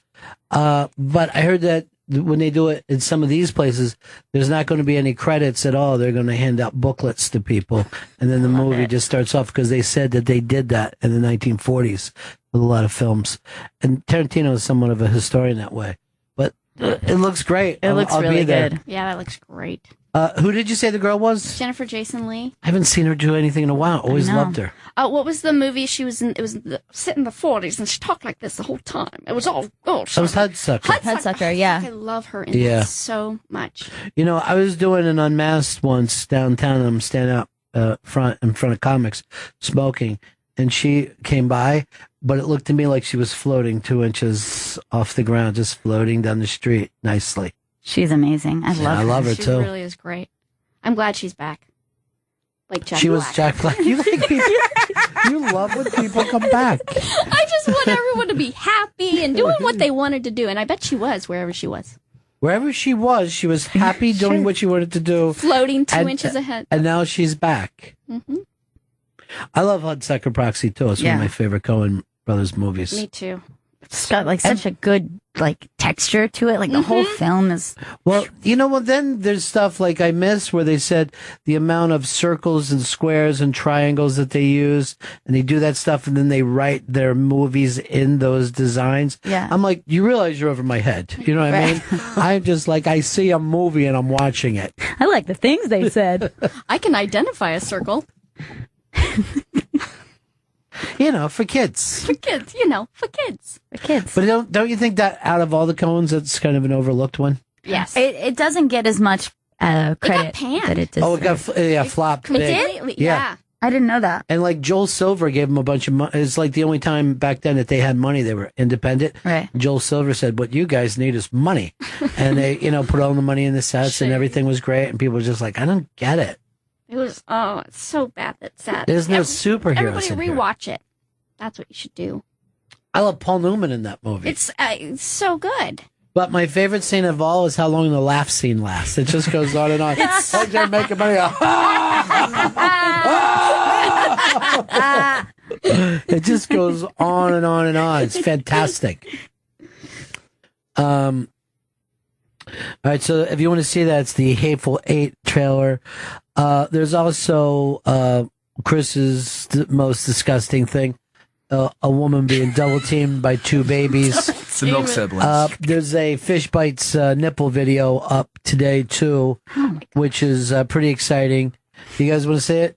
Of course we do. I don't know why or how this could happen or why this guy put a GoPro, but he's sitting just in the river with a GoPro down underneath him to let fish swim around him. And there the fish are. His belly looks great in this shot. Beautiful. It's a beautiful shot. Yeah. Is he doing CrossFit? And you see this thing just... Oh my God! Oh. And I guess it confusedly thinks that a nipple is a bug. And you see it look at it for a while, aim itself, and then just shoot. The accuracy, though, Yeah. of this fish. He gets real height out of the water. Well, those Montana fly fishermen, they never put their lure in the water. They just keep it above the water, waiting for a fish to go jump. out. That's something that's coming at them. When you even think about that, they see something coming this way, they jump out at it. So just having a standing nipple like that was probably nothing for this fish. He's so confident, that little fich. He really Yes. thinks he's got something I feel good. like he should have ate. At the end of the day, I feel bad for him. I'm gonna get you. He almost has an expression of Yeah. concentration, like and hunger. There's real. I can do it. I can get this nipple. Doesn't it even look like it backs up a couple times? Then like, I it gotta just get the right- shoots out and leaps. So that's up there. Fish bites nipple. It's pretty self-explanatory. And then another great video of the biggest shark that you've ever seen. Yeah, I know you have a little nervousness around sharks. Yes, it's you know what it is? It's a love and hate. Like I'm fascinated by them, but I'm Like fearful of them. styrofoam. I get it. Look, let me tell you, when I was a That's kid, just hate. a movie came out that just scared us all so much. It was called Jabberjaws. Okay. And we just didn't want a big shark Oh, yeah. jabbering at us. He's like, And I wouldn't even go in the bathtub for a while. I go, Mommy, Jabberjaws is going to be in there. All right, so there you get a shot Oh, of my this God. shark. And they said It's the exact same size as Jaws. Oh my God. Yeah. Now there's the people next to it. This shark is over 20 feet long, or 4 times the amount of a short person. That's 4 times me. We could lie you 4 times on that shark and breastfeed off of it. Double tag me, shark. Double tag me. And isn't it funny those little fish aren't afraid of the shark? No concern. You think that they would take off. But Well, look they're at out his looking for face. nipples. It's just like just a big shark, motherfuckers. Big shark. There's a guy on top of it just hanging out. He's not even behind the... A guy on the cage. On the cage, not on the shark. Yeah, that'd be weird. Like, there's a ballsy bastard. Riding that fucker. Yeah. Well, wait. Cage goes in the water. Sharks in the water. Are shark. Beer goes in the cage. Flippers go on your feet. Yes. You know how it works. Goggles go over your eyes. Jock strap is over your nutsack. And then that all goes into the water. Why do you keep explaining where everything's going to go? Seaweed's in the water. Other fish are in the water. Yes, everything. Everything's in the water. Sunken treasures down in the water. Maybe. Potential for it. Boats up above the cage. Oh, God. Up above the water. Maybe a helicopter up above that boat. Some birds God, you're above the never boat. Okay. Let's get this straight one more time, Chief. We're not going over it again. Hooper! Cage goes in the water! No! So it's a giant fucking shark. It's massive. That's a big one. I cannot believe it. They say it actually could sleep 4 Kittner boys. I don't know what they even meant by that. Comfortably, of course. But their mother will slap your face. I just wanted Chief just to fucking back up and nail her. Like, fuck you! I tried to close the fucking beaches. You heard me, you're just sitting there with your anchor jacket on, not backing me up here. And then turns like she was wrong, right? No. Amity means friendship. And these are anchors all over my jacket. Anchors go on the jacket, keys go in the pocket, cigarettes go next to the keys. Yes, Quinn. It's the location of everything. Watch pop goes in the little watch pocket. Yeah, if you have one, sure. It was like if Quint was on the spectrum, where they just keep repeating things that make them feel comfortable. So, Chris, no barbecue for you today because it's too far away? I mean, I could send someone, but I don't like having them to just... I don't know why they would put it downstairs when everyone's just bringing it back up. I don't get that people want to eat downstairs. Well, Chris, since you make so many great decisions, I could see why you would decide that this place doesn't know. They probably don't want to stink the lobby up like fucking... It's always overcrowded, Yeah. the lobby. First of all, we don't even know most of those people who work here. Well, They're up on 37 like a bunch of idiots. settle down. Settle down. Is it supposed to be a social event? Yes. Yeah, it's a social. It's like we're a family. A barbecue Sometimes social? we have ice cream socials. Oh, yeah, we got involved with that. Those are the greatest. And like the woman always says, because we're like a family, she always says this to us. 1 scoop! Just like home. Are you back for more? Ice cream goes in the bowl. Spoon goes in the bowl. Yes, Clint. Just making sure, Chief. Nails go on the chalkboard. Clint, stop doing that. The only way I can get people to pay attention. Also, did you just draw that shark? Because that wasn't there when everyone walked in the room. It's so suddenly now there's a shark eating a tiny person. Look out. Look what he's doing to Stickman. Stickman goes in the shark's mouth. No, you put it in the cage. Ugh. Bird goes in the cage. Cage goes up on the wall. It's ridiculous. Was not there when they walked in the think room. Somebody else drew it and Quint was just sitting next to it. Which usually, y'all know me. I didn't draw this, by the way. You all know me. I'm obsessed with shark mouths. If you've been to my store, you see I only sell shark mouth and shark mouth accessories. Look, you've only got enough money for a single tooth. Such a weird store. I don't want to buy anything here. I'm never going to need a shark mouth. I live my life like if Hitler hated Jews. Hi, my name is Quint. Simply Quint. Did I ever say what his first name is? I don't think he did. I think it's Bob. Bob Quint? Yeah. Bob Quint. He could be a Frank, too. Frank Quint. It's really fucking funny that who drew that.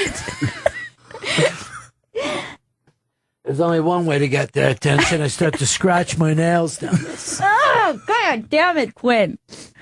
Y'all know me, Quint. You know what I'm capable of? You've been in my store. I haven't, actually. I've got shark mouths from tiny to pretty damn big. Quint, we're not selling any of these shark mouths. Could you try to bring in other parts of the shark, maybe? Or catch a tuna or something that people buy? Too much tuna. Too much tuna. Chris Stanley said that his favorite snack in life was tuna. I'm aware. It's awesome. Tuna. It's like Have a you ever dip. smelled him? Yeah. No, not it. It's a kid. Coming right through. All right, we got to take a break here. You're going to hang out, though, I right? can't. I You- can't. oh- I gotta work. Okay, go work. What do you do the rest of your day? Well, I gotta make sure tomorrow's show is ready. Write a lot of copy and questions and stuff like that. The listeners are the ones who ask her questions, right? Yeah. No. She gives them advice. Yes, occasionally. Well, there's a beautiful song at the top of that. What's that? Time to Called- get It's advice. called Ask Jenny. It's pretty kicking. Who did it, you? Yeah, of course. I don't like. Can we other listen people. to it now? it. Oh, I'll send it to you guys. It's fun. All right, yeah, send it to us. All right, we will break here. This is Bennington. This is Bennington, Raw Dog Comedy Hits, Sirius XM 99. Y'all know me, it's Quint. I'm here to talk about Tito's vodka. Vodka goes in the bottle, label goes on top of the bottle. Cap goes on the top, bottle goes into the truck. Truck goes to the liquor store. Liquor store goes up on the shelf, hand goes on the shelf, takes it to the car, puts it in the bag. Yes, we all know that, Quint. Car goes to the house, bag goes in the house.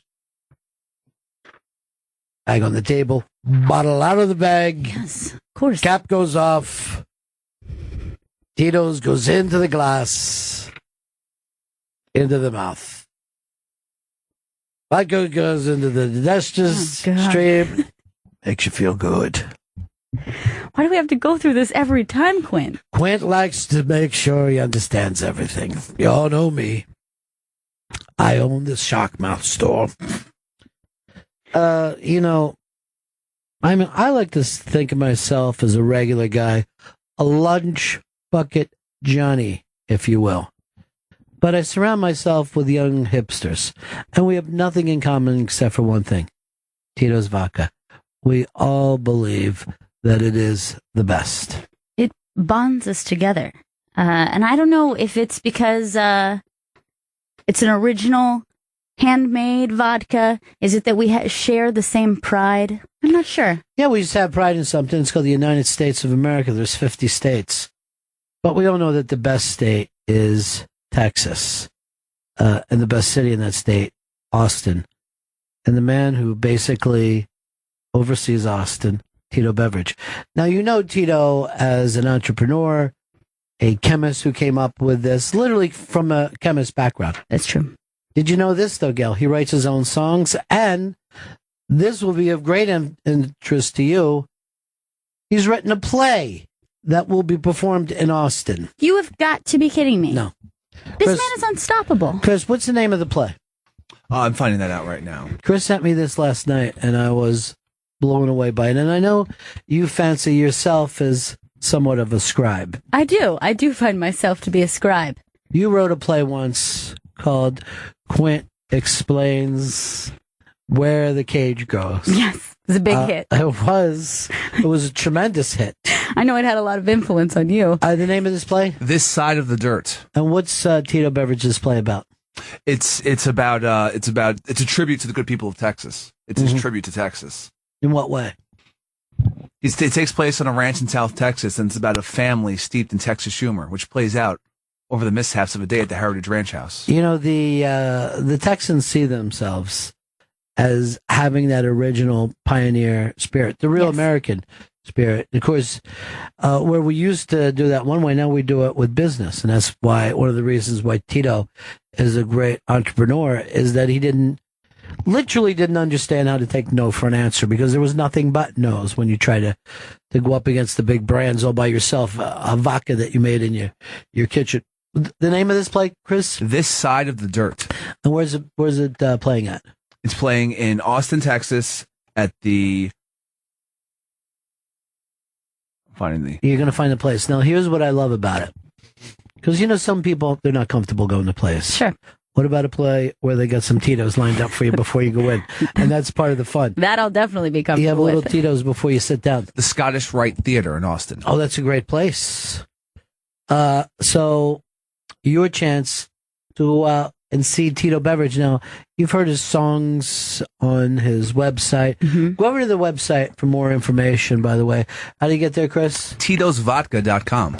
We're giant fans of Tito, and I don't know, there's just something about the fact that, he's a person who is an entrepreneur, but not only that, the inventor of the product, but then also, and I write songs, and I write plays. It's really living a life, what I call a Tito's moment. Yeah, he has a creative spark, a passion, if you will. Yeah, perfect. Speaking of a guy who doesn't have a creative spark or a passion, Chris Stanley? Yes. Click track. Tito's handmade vodka is distilled 6 times from 100% corn and is naturally gluten-free. Visit us at TitosVodka.com for recipes, songs, and more. 40% alcohol by volume, handcrafted to be savored responsibly. I always love it when Michelle with 1L comes by. Sweet Michelle with 1L. Sweet Michelle, never long gone, never long gone. Now, I was telling Michelle about something, but quite frankly, she was a little slow to pick up on it. By the way, if you love Michelle on the air, you can hear her tomorrow morning. She's co-hosting, is it the Taylor Show? Wake Up with Taylor on Cosmo Radio. I don't like to tell people to wake up, but that's my thing. You know what I mean? No. I would do a show called If You're Already Awake. It's Taylor. She's going in to co-host with him. And by the way, the show is just, it's fun pillar to post. Oh, yeah. I don't like to go up against Ope with this, but, if you like, even if you give it a try during Ope's commercials. Yeah. It's Wake Up with Taylor and now Michelle with 1L. Just pop in for a moment. Yeah. It's channel 109. Yes, we all know that. We all know where Cosmo is. In the cosmos. Now, I was trying to tell her, and I said, use this on your show tomorrow. If you're awake, listen to Taylor. Are you familiar with a song called Summer Lovers from a little thing called Grease? Yeah, I do know that song. Well, I don't know what happens at the end. Something happens at the end. I forgot what I told her. Well, what you were telling Michelle yes, was at the very end of the song, if you happen to look just beyond Sandy as she walks off singing about her love, there's a lone man who is so sadly sitting by himself where there is no other men. And he's so melancholy and maintains in the background of the shot. Forever? You don't know this character. I don't know why he's so heavily featured. See, this is why we needed a director's, voiceover commentary. Yes. To explain to us why that choice was made. It's a girls' meeting. There's only girls at lunch for some reason sitting there. All right, but I want you to look at something. See what he's wearing? It looks like he's the cook. He's wearing an apron. Okay, I thought that was like a cargo short, and I thought he's not even dressed like he's from the 50s. No. I thought that those were his tanned legs, and that he was wearing a Why very is this wide going around the leg. internet now, a 50-year-old movie or a 40-year-old movie? I'm not sure. I'm not sure what brought it to your attention, but... Oh, yeah, I forgot why I got invested in it. Look, I got to admit something. Michelle told this to me and said, give me credit. And I tried to not only steal credit from her, but to act like it was my idea. But I have zero interest in this shot or the fact that you thought that was a cargo short instead of an apron. He's an unhappy cook. But he doesn't look like, he doesn't have the hair of a chef. But he's wearing an apron, and nobody but a butcher or chef wears an apron. I think all these years I never registered that as an apron. I thought that he was you've known this for years? Oh, yeah. I've always thought it was strange. I did watch this movie quite a lot when I was young, and always thought, what is this dude doing back here? There has to be a deleted scene here. In which I don't know, it's this deleted scene or it's just part of what happens at Rydell, you know? Yeah. There's a million stories, and we just happen to be falling around with Sandy and John Travolta right now. Oh, yeah. Why did he use the name of John Travolta in a movie? Kind of strange that he just went with his own name. John Travolta had me a laugh. You know, they all live in California, so going to the beach isn't as unique as they're letting on. Right. It's clearly California because during the big drag race, they're racing in those, I don't even know what those are. It's almost like it's a water runoff thing. Yeah. I don't know if it has an actual name, but we don't see them anywhere else. I don't think they exist anywhere other than California. I don't know there to be any other place that has them. No, none of that size. They're huge. It seems like a huge waste of space. Well, isn't there sometimes that if the rains come down from the mountain, the LA River overflows? Floods. So this would be a place for the water to go. Yeah. Remember even in Chinatown with Jack Nicholson that there would be that crazy thing that it could go from dry, but if the bums, and they called them bums in those days. Today we call them less than home to people. They could be swept out to sea. Seems like an intense amount of space, though. Why couldn't it be a guy taking a smoke break from the kitchen and just pondering life? I guess he could be, but he almost seems like he's mirroring her, like, longing, like he too is thinking about John Travolta. Well, it doesn't necessarily have to be John Travolta. Michelle just walked by. It doesn't necessarily have to be that. He could be thinking about his gay lover. He could be thinking it's the 50s and we can't be together. He's definitely not thinking of a woman. That we know for sure. Can't be. There was one cut. There was a song that he was supposed to do that was cut out of the movie. And I've never heard it. I know the title was called Pop the Stiffy. And I'm not even sure what it's about. You know? That could mean anything, really. Yeah. Venus goes into the pants. All right, so Adam in California wants to explain those beautiful drainage ditches that they have out there. Adam, what's up, buddy? Yeah, that beautiful drainage ditch is the L.A. River. Oh, that's the L.A. River itself. Yes. So the L.A. River is a temporary thing. Well, it was made for runoff, and they cemented it in because it was digging in and corroding everything where they wanted to be building. So they just made it a giant drainage ditch. Runs all the way through the San Fernando Valley out to the ocean. But a lot of times it's dry. Most of the time it's dry. Is it dammed? No, there's just not a lot of water coming into the LA basin unless they pump it into the aqueduct. Now it is, and I'm going to use a California term for you too. Is it a place that you guys would have chickie races down there? Or no one ever drives there, just in movies? They film a lot of stuff down there in the LA River. Some of the Terminator 2 is done down there. Live and Die in LA was a great chase scene there. Phenomenal chase scene. Yeah.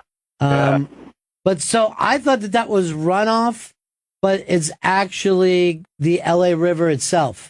Yeah, in the wide part, there's a wide part with a little 1.5 foot deep gutter running down the middle of it. And where they were running in is around the outsides of it, and then they spin through the water in the shallow spots. So that is the beautiful Los Angeles River. California is a mystery, man. It's just a mystery the way they're set up. It's like a different planet. No, it's the same planet, really. No, it's Earth. literally a different planet. It's Earth. Bill in Kentucky. Hey, how's it going today, guys? Hey, buddy. Hey, it must be pretty cheap to film in that L.A. River there because that's used in a lot of movies. I can remember it being used in, I think, Terminator. I know it was done in Greece, but I almost picture it in a lot of films I've watched. Well, we know it was in Drive, the movie Drive. It was in Live and Die in L.A. We're all very familiar. It seems comfortable to us.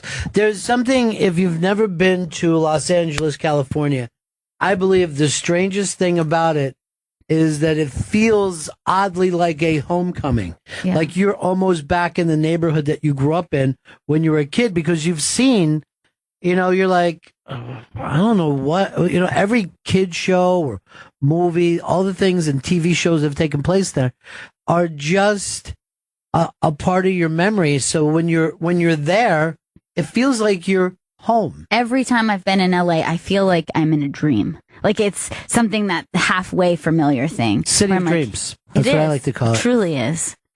Well, I just got back into town about an hour ago, and I took a look around me which way the wind blow. There was a rocking little girl in the Hollywood bungalow. Hey, you a rocking little lady in the city of light. Oh, there's another lost angel. If I was producing that, I would have been like this.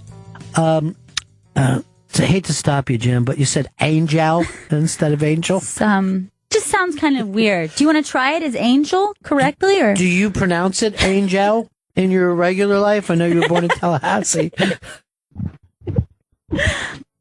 Just call me Angel of the Morning.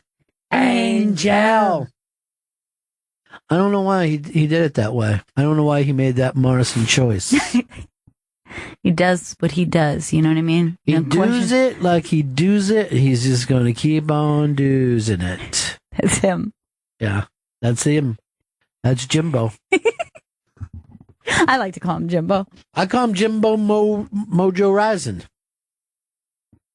The Mojo Rising thing is pretty silly when you think of it. It's fucking embarrassing. Mr. Mojo Rising. It's an acronym of my name. Did you work that out yourself, or? Mojo Rising. He just starts fucking freaking out. Give us some volume, dude. He was always pretty psyched on his own stuff. Yow! I'm doing great. Love my girl, yeah. These are my boots. He's his own crowd. The Lizard King, Mojo Rising. A lot of nicknames for yourself. Blue, blue, blue. Yeah, blue. Mr. Mojo Rising. Wasn't his shit there. He's a big fan. Mojo Rising. That's Delco 1978 style. That's right. You were talking about Mulholland and the L.A. River. I lived in a little part of California called Bishop in the Inyo Valley, where they stole all the water from up there. They used to have fruit farms and everything like that. And here's what I was told. Here's what Mulholland said. He goes, if the ranchers won't sell the land, the widows will. Really? Yeah. Dude. Mulholland is probably the biggest piece of shit on the planet. He stole land, killed people to get that river down to L.A. Look it up. It's. I saw the movie Chinatown. Yeah, Chinatown. Yeah, it was up there, and town of 5,000 people, the middle of California, and the only thing that town had was free water. The town got all the water out of the ground, but up there, L.A. was hated. And he killed people, stole the water. And the L.A. Canal, there's the L.A. River. Yeah. It's been the tourists for years trying to knock that thing down. But ending up from Delco to that little town in California, mm-hmm. And then I got to listen to the Doors, and I just sang "L.A. Women" with you, by the way. I'm sure I went. No one could hear that song without singing along with it. Oh no! Motel Money, Murder Madness. It's amazing. It's an amazing song, and that was them at the end. of their career. Right. That was like, off the last album, probably the last great song that they did. It's phenomenal. It's so good. Yeah. And if you ever go back and read shit that like Rolling Stone wrote out about, they wrote out about them like if like they were a joke. Right. But did they always feel that way, or they felt like they were just washed up by that point? No, 4 years into it? Yeah. You know what I mean? 7 albums in 4 years, and you're like, I don't know what's wrong with these guys. No, they always kind of treated him like he was Marilyn Manson. You know what I mean? Like he was just some joke freak. Because I think, because he had the rock star persona, but also because I think his looks, it made it very distancing for probably some people were like, your looks are becoming a problem. And that, even that thing in Almost Famous, it reminds me of the Doors album where they're all inside his eye. Right.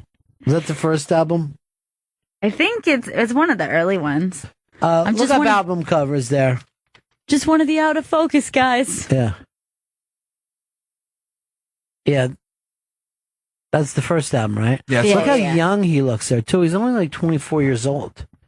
Baby. He's only like 24 years old or 23 years old and then died at 27 with all that music behind him.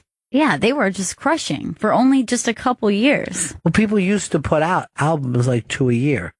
Like the record company were like, what's going on with you guys? You're touring, but there's no new albums. We need hit songs every 3 to 6 months. They would ask those guys in the early days. Every 3 to 6 months, we need a number one song, whether it was the Stones, the Beatles, the Doors, the Kinks. Some of those guys started cracking up in their early 20s because they were pushed so hard. And I think that's what happened to Brian Wilson. I think that he was pushed so hard that he just started to go bananas. Clearly, he had that pressure.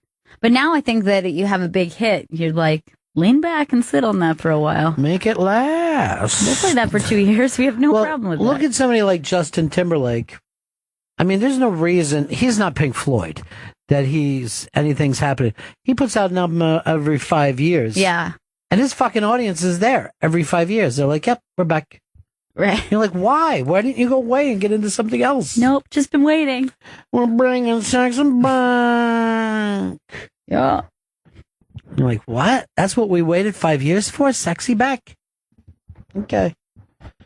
Was it difficult to pull out of you somehow? By the way, Donald Trump, or T-Rump as the kids are calling him, the latest polls are out, and he is not taking any hits for bringing up Megyn Kelly's Bloody Cuckoo, or is he taking any hits for any of the other things? He just seems to be moving along. Yeah. I think them targeting him that way, it's only going to help him. Because you see that he can't be shaken. He could be wrong, he could be right. It doesn't matter. He's like a stick to his guns kind of guy. And I think that's what everyone's going on. He's a very stupid person, which somebody said about me the other day proves that they're a fat slob and an idiot. I wonder if he'll just see how far he can take it, to where he just starts calling people queers. Yeah. This queer. Yeah, all right. I think when he started acting like he thought Bernie Sanders' name was Colonel Sanders. Colonel Sanders walking around with a bucket of chicken for everybody. I feel sorry for him because they showed this thing where a couple people went up on stage and took his microphone, the Black Lives Matter people, and Trump like this. I felt bad for him because he's a weak man. His weakness was very apparent. No one will ever take my microphone from me. Are you kidding me? I would bust those women up one after another.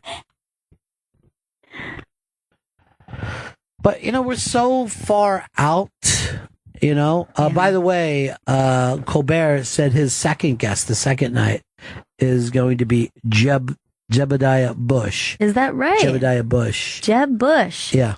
On day 2, even. Yeah. Who's to know, though, what will happen in between? A lot of things change. Goes quickly with them. By the way, this is interesting. I don't know whether you saw ESPN last night. The story's up on the iBang. Gino Smith, when he got his jaw broken, apparently it was over $600 that he owed somebody $600. That was the reason. Well, the guy flew out to do something that he was going to do, and it got canceled. He was like, "You owe me for a plane ticket now," and Gino wouldn't pay him, so he dropped him, just punched him in the face. But most of ESPN's stories and the reporters blame Gino Smith for this wasn't. They were acting like this.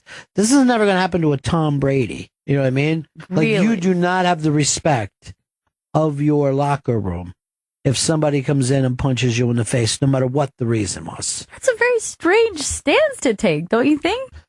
I do agree, though, that you would not go up and punch a star quarterback in the face. It's something. I don't want to sound like English Bob here, where English Bob explained that you would shoot a president but not a king. But yes, it's unthinkable to think that somebody, even a teammate, would punch Aaron Rodgers in the face. Right, because you think that they would just inherently respect them and also fear the repercussions. That it would be like punching the Pope in the face. It's just something that you don't do. You don't punch a leader in the face. But it does seem like one of those things, like they're reading into the locker room behavior and looking into it too deeply as how it represents on the field. Don't you think that that's going too deep with? No, I think it's dead on. I think, first of all, Aaron Rodgers would have taken care of the problem before it came up. Tom Brady would have taken care.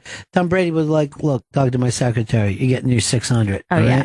Tom Brady would pay up. I'm going to pay you $675 too, just a little, an extra 75 for your problem. But that's what a leader does. A leader takes care of problems before they become problems. Right. That's why, with his staff, Chris Stanley, it all runs like a fine Swiss watch. Right. You saw it on Mass the other day. Mm-hmm. Everything flowed perfectly. Why? He knows the problem before it happens. The leader. Yeah. So Gino wasn't taking care of this. He's thinking about, I don't want to put out 600. I know. No one punched Chris Stanley. Now, by the way, the guy who didn't get his 600 has lost over $1 million in his salary. So, because he's just out in the street. They don't take care of you in that league. If, you're fired or whatever, your contract is never guaranteed besides the money they give you first. Right. When they say we got a $16 million contract, $15 million is guaranteed. The reason that's guaranteed is because they have to hand you that money. The only time that you say they paid me is when you got it in front of you. All right, here comes Anthony in. Anthony, bring that in to me. Don't feel like you're interrupting the show or this could have came in later. This is perfect right now. All right, you very slightly. Now this is... Look, grab a mic, Anthony. All right. So this is perfect. He got us baseball, Sports Illustrated, for Fez Whatley. Because when you're in the hospital and you're a man, you need a Sports Illustrated. That's very true. It's a college football preview, and Fez is a big college football fan, so this would be perfect for him. Let's see if they're going to say who's going to win the whole thing. I hope they have the answer. Oh my God, makes me. I'm going to tear these out because it's Special Olympics pages, and Fez's family are terrible people. They won't be interested in that. I've been loving. Well, they'll be interested, but for the wrong reason. I've been loving the ESPN Special Olympics coverage. It's just been fantastic. Let's see who's going to win it all. Looks like they're going to give it all to Ohio State again. Well, one thing about this country is our way of looking forward is looking back. It's a comfort to know he'll be reading that. Or looking at it. At least looking at it. Here's the race to New York. Who's going to make it to the Heisman? He's going to love this. You can sit and read it. You'd be like, oh, I know how to... Ohio State number 1, Auburn number 2, TCU number 3. I don't see that holding up. No, me neither. Here's another joke when Notre Dame number 4. What? Never happens. They're going to make it to the tournament. Alabama number 5, Michigan State number 7. It's low for Alabama. Baylor number 6. I thought Michigan would be ranked a lot higher with the new Harborough time. I don't trust Florida State number 9, Oregon number 10. Number 9. But they're constantly changing uniform. So that'll be nice. That'll be for Fezzi. Perfect for him. He'll love it. You know, we know yet when the Brian Regan is. Anthony, you didn't make the Brian Regan the other day? I had to get ready for an interview. Oh, for the one here? How'd it go? I think it went well. Who'd you interview with? Roger. That guy does not like you. Oh, no. Yeah. It's unlucky. My mother's probably listening. She's probably just reared the car right off the road. Your mom really wants you to get this job, right? She wants me to get a job. She go, well, pretty soon, if you don't get this, we're going to have to start looking in sales. No, stop saying that your mom talks that way. She does. It's just... She's from Jersey. She doesn't talk that way. No, she wants me to apply to Costco to be the manager. Well, it'd be nice for you, be able to get some stuff for her. In bulk, you know? Does she know what kind of cool job this would be for you? She just wants, a job. She doesn't care what it is. See if they're hiring in the mailroom. That's what she said to me the other What day. year is this that we got a mailroom? What mail? Email room? Yeah, the email room. Yeah, I sort emails. You shouldn't be allowed to do that. It's private. Well, there's a lot of people, this could be a good, nice career move for you if you get it. I think so, too. Yeah. She's got to be patient. It's very flexible hours here as well. Flexible. I have my fingers crossed for you. Toes, too, I need. That's asking too much. I can't commit worth a to shot. All right, so you missed that. Here's something that came up. I was saying how my niece and nephew, who, by the way, this will make you feel like weird. They started school today. The children in Florida are already back to school. No. I used to live in that nightmare. Believe me, I know. They're back to school. Now, when did you end school? Early, so... No, late July. School ends there July 23rd. We love school. Really? No, they do. They start a little earlier, like the beginning of June. But going back before Labor Day to me is ridiculous. Yeah. But I was Doesn't make sense. I was bringing them up because they're kids, and their mother came in. They were on the computer just laughing their ass off at Brian Regan stuff. I don't know. One of their friends had told them about it. Yeah. But to be a little kid and sit there and laugh at stand-up comedy is very funny to me. I was wondering, Gail, for you, was there a stand-up comic who made you laugh when you were a child? There was, and I think that my connection actually with it was that his humor was adult, and so it made me want to know what he was talking about in sophistication. That was George Carlin. I just wanted to be like, I want to get everything he said, and he just immediately came off smart and cool to me. Right. And I just loved him. That's really funny because I was, that was my first favorite, comedian to get albums by. The fact that there wasn't an update between me and you is somewhat odd. What about for you, Anthony? I remember when I first saw Live on Broadway by Robin Williams, I just wanted to do stand-up. 1 year ago today. That's He why passed away. 1 year ago today. I just thought it was one of the greatest things I've ever watched. That special goes tonight, and Ron White called us to congratulate us on it because he enjoyed it yesterday, which is pretty mind-blowing when you think about it. Let's go over. Let's even try to guess with Joey Jojo. You want to know? I'm gonna guess SpongeBob. That you somehow thought that SpongeBob, Tom Kenny, Mitch Hedberg. Yeah. Well, I don't think you'd be a little kid for Mitch Hedberg, would you? He's younger, so I feel like maybe he would be. I wasn't a little kid with Mitch Hedberg. I was in high school. Yeah, see, that's too old. You should be paying attention to stand up when you're in high school. It was Ellen DeGeneres. Same haircut. Yeah, I found her really funny as a kid. Really? Yeah. What parts? What was a joke that a child could? Well, she's just so approachable on stage and so nice and funny, and I thought it was really... And her sitcom was Wait, also you would big. approach someone on stage? You shouldn't approach them on stage. Oh, no. Maybe a little kid would. I wouldn't. Come on up here, honey. Come to Aunt Ellen. Let's go to Dan for this one, because he's he's actually kind of freakish with his love of stand-up. Yes, he's a comedy man. I mean, like when he was in high school, he would go down to the Blue Note to see people perform. So, in terms of comedy, he's somewhat of a weird child prodigy. So let's try to guess for him. I'm going to guess Mort Saul, the political comedy of Mort Saul. Not quite a bit to Dan. Who would you pick for He's Dan? like the only child who's like into Pryor, I think. Pryor. What do you think? Shecky Green. No, that's just being ridiculous. Shecky was already. Who was it then? It was Woody Allen's stand-up comic, that one CD. Now, how old would you have been? Maybe 10. 10, and going back to a guy who hadn't done stand-up comedy literally since the 60s. Right. I don't think he even performed in the 70s as a stand-up comedian. Because as soon as he could do stuff with the movies, he was like, fuck stand-up. Forget this. Yeah. Why would I give my movie jokes away? But Woody makes sense, Yeah. I think. Are you Jewish? Yeah, a little bit. A little bit. An eighth? No foreskin. Okay, so not at you're all. not that serious into it. Chris Stanley. I have the album. I'll give it to you. Whoa. All right. I'm going to say there's two different ones for Chris. I think it could be Dice or I think it could be Sam. What do you got, Gail? I would think Dice over Sam from when he was Eddie Murphy. That's a good strong one.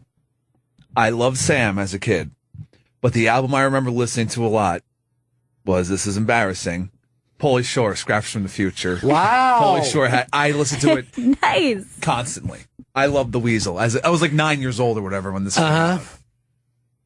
Well, the thing about the Weasel is that he was set up as like a day glow thing. Yeah. You know what I mean? You could understand why a kid would like it. I mean, I loved Pauly Shore movies when I was a kid. Well, I love when I did the Unmasked with Pauly Shore, he had hit so fast and been picked up on, MTV, and then that was a major hit. Right. That when he went out to do his first tour, he really didn't have any material yet. You know what I mean? So he was doing like stage diving and shit because he didn't know how to fill up an hour with material. He just didn't have time to write it because the amount of time that he said, I want to do this, and then getting popular was so fast. Like, I could write some jokes. Well, it's a very tough thing to pull off that way.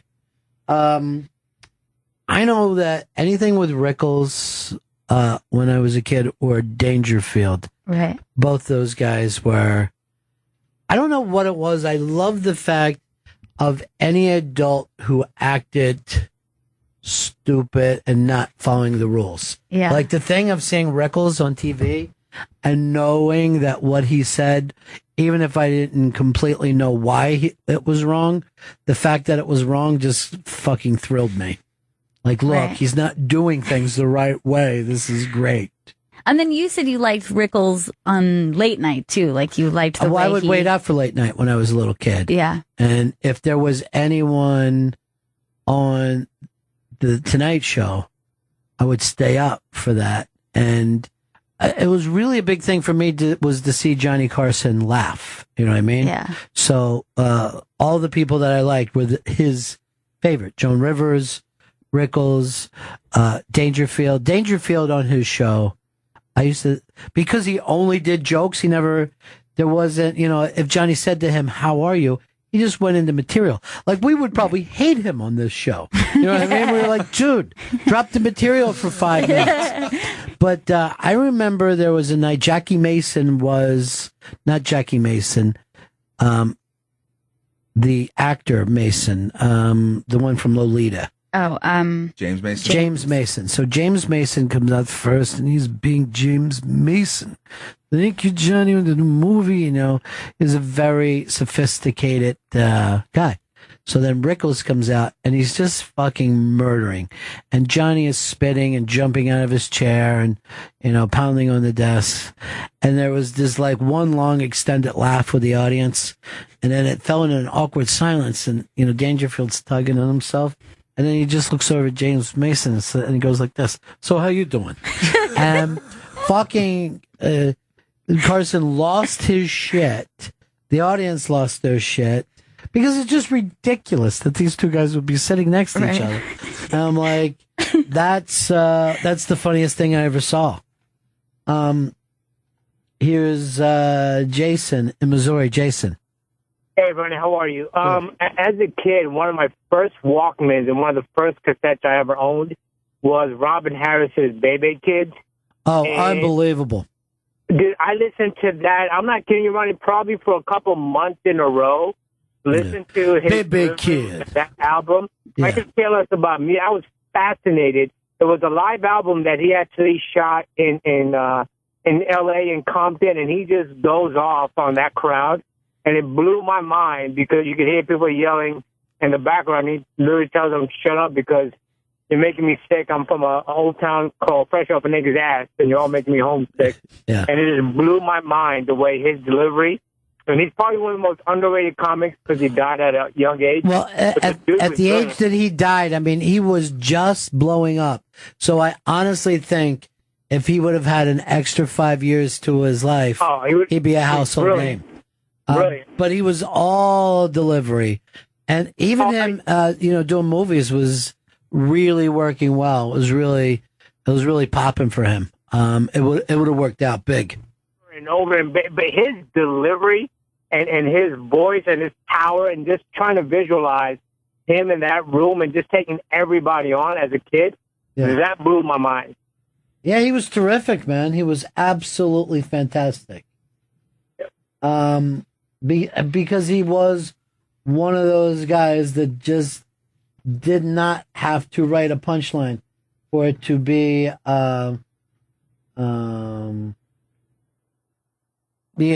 fantastic. Kara actually wrote up about Chris just sitting in my cube repeating Pauly Shore, Pauly Shore, Pauly Shore. Loved the Weasel as a child. The Weasel. I remember when Gail was little, I was telling my family a Kinnison story, and I was fucking acting out for her. And then she was like a toddler, and she jumped up and tried to act like she was Kinnison, and she was telling the story. And it was really funny, but it was like, seriously, I'm telling a real story, and you're getting up and lying, Gail. You were like a toddler. I was just doing a Kinnison impression. Yeah, you're like, tell me where the food is. You were trying to just act like the yelling when screaming was the funny part of it. It was really annoying to me because I was in the middle of a fantastic story. Well, it's hard not to jump into Kinnison. Pam. Yeah. Who was the comedian that you loved when you were a little kid? Phyllis Diller. She was my mother's hero. You know, I had a grandmother that was crazy about Phyllis Diller because of the messing. Shut up, 'cause I'm your age. But she was still a grandmother while it happened. She wasn't a little kid, but she loved Phyllis Diller for looking like shit, like fucking her hair out and all. So she would be like, "I'm just going to Phyllis Diller this." I like that. Yeah, it was really funny. It was my great grandmother, and she just loved the idea. Like, it seemed like so radical that Phyllis Diller would go out. Right. But I would actually say this: when I was just starting in comedy, Phyllis Diller came into town. She didn't play my club. She played another one. But I knew a very young guy that jumped in the car with her as they drove off, that I would say had to be closer to 50 years younger at her at the time. Yeah. And we were like laughing our asses off. That's awesome. Yeah. That's the best. Yeah, you got to keep rocking it. Of you course, know what I mean? yeah. I mean, you're not going to look, if you're in that position, go for it on either side, I guess.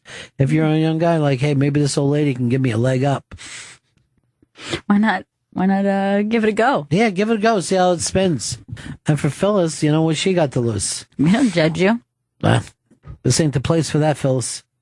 Blowhard, what's up? Hey, buddy. Yeah. Back in the day, the one show I never missed that would kill me was Rowan and Martin's Laugh-In, because every show there'd be a different comic who killed me. One week it would be Henry Gibson with something. Next week it would be Ruth Buzzy. I mean, Well, they run this show every week. it was an incredible show, and you would you would see it, and then you and the kids in the schoolyard would just imitate. But I think that was only a 2-year run. But here was funny about that. It basically was supposed to be a big cocktail party, right? Like Right. literally a 60s cocktail party. And then little kids like that show. And then the talent that came out of that show was just like incredible, Two. and it just killed. And Goldie Hawn and Lily Tomlin. Right. Were the impressive ones that came out of the show. yeah, you think there was like I thought like maybe like even like when Artie Johnson did his routines and the catchphrases, they always had the catchphrases. Yeah, I don't think Artie Johnson went on to a big career, though. Neither did Henry Gibson. I think No. he had on a couple of episodes of some sitcoms. But Joanne Worley, when she would do her bit, yeah, they were just funny people, and you wouldn't see that. And speaking of Phyllis Diller, when Burt Reynolds posed for Playgirl, Field and Stream did a parody of it, and she did a centerfold for Field and Stream. I'd never heard that before. It's very funny. Yeah, That's a look it very up. funny. It's a hilarious picture. All right, thanks. Larry in Texas, what's up? Well, when I was a little kid, I also liked the stuff that I knew was wrong, but when Flip Wilson started talking about Rumpelstiltskin, I just lost my shit. It was unbelievable. Well, Flip My name Wilson was would do a cross-dressing bit where he was a sassy black lady, and we always yelling about his husband and shit, and it was funny as shit. But also, that's one that came and went real fast. Eric in Colorado.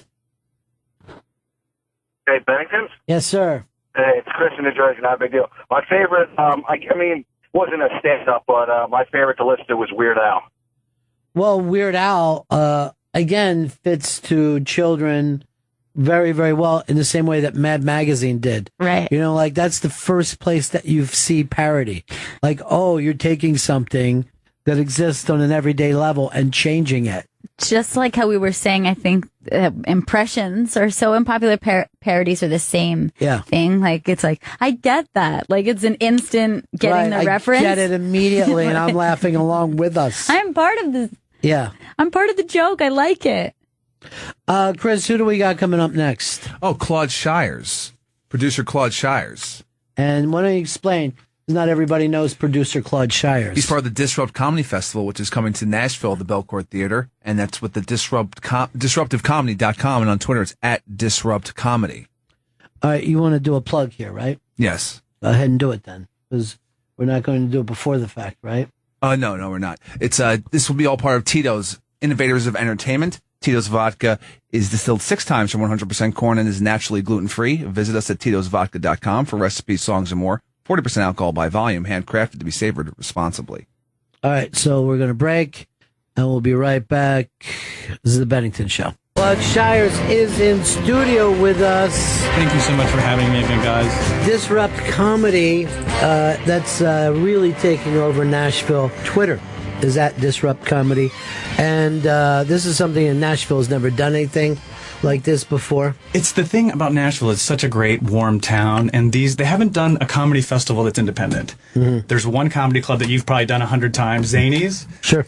And so yeah, we're trying to collaborate with them and get some new comics and some new faces, but to really give. And here's something that we're doing that's different. I think you'll appreciate is that if I'm a comic and I go in with a production company and they go, okay, we're going to do it right down the middle, but what they do is they bill back your production off your money. Right. So like Bill Burr, I just heard this actually, I don't know how accurate this is. Maybe I shouldn't use Bill Burr as an example, but they'll give you $150,000 and then they'll bill all that back. So meanwhile, they're getting their money back. So it's not really an investment for them. I mean, as far as I'm concerned, it's like, look, we're partners. I don't want to earn my production money back because I'm investing in you as a comic and I'm investing in, us together. So if I turn around and sell it to Netflix, I'm going to be like, dude, I would love to make that call. Right. Like, dude, you're not getting $3,000. You're getting $30,000. Yeah. I mean, it's...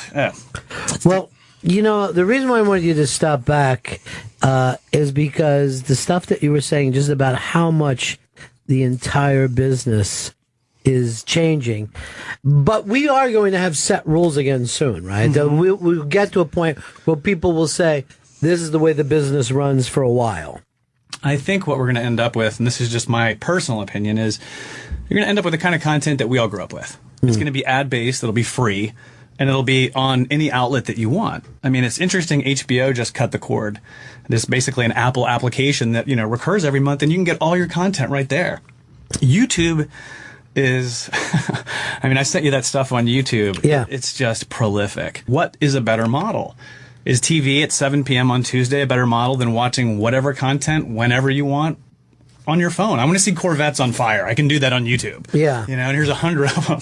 So it's difficult, I think, because it's really kind of following an exponential growth trend. And there's a really great course that I recommend if anybody can go do it. It's a little pricey, but it's up in San Francisco. It's called Singularity University. And it's basically, if you like TED Talks, it's a week of the most interesting TED Talks of your whole life by the experts in the field. Intel is there. Microsoft is there. It's the guy Ray Kurzweil who wrote this book. Great documentary, by the way. It's called The Singularity is Near.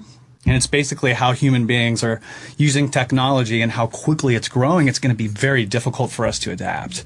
My parents don't like email still. Right. They're not on Facebook, and so it's, I have a 3-year-old, obviously, and she thinks my phone is broken if she can't see my face. Do you know what I mean? Because it's FaceTime. Yeah.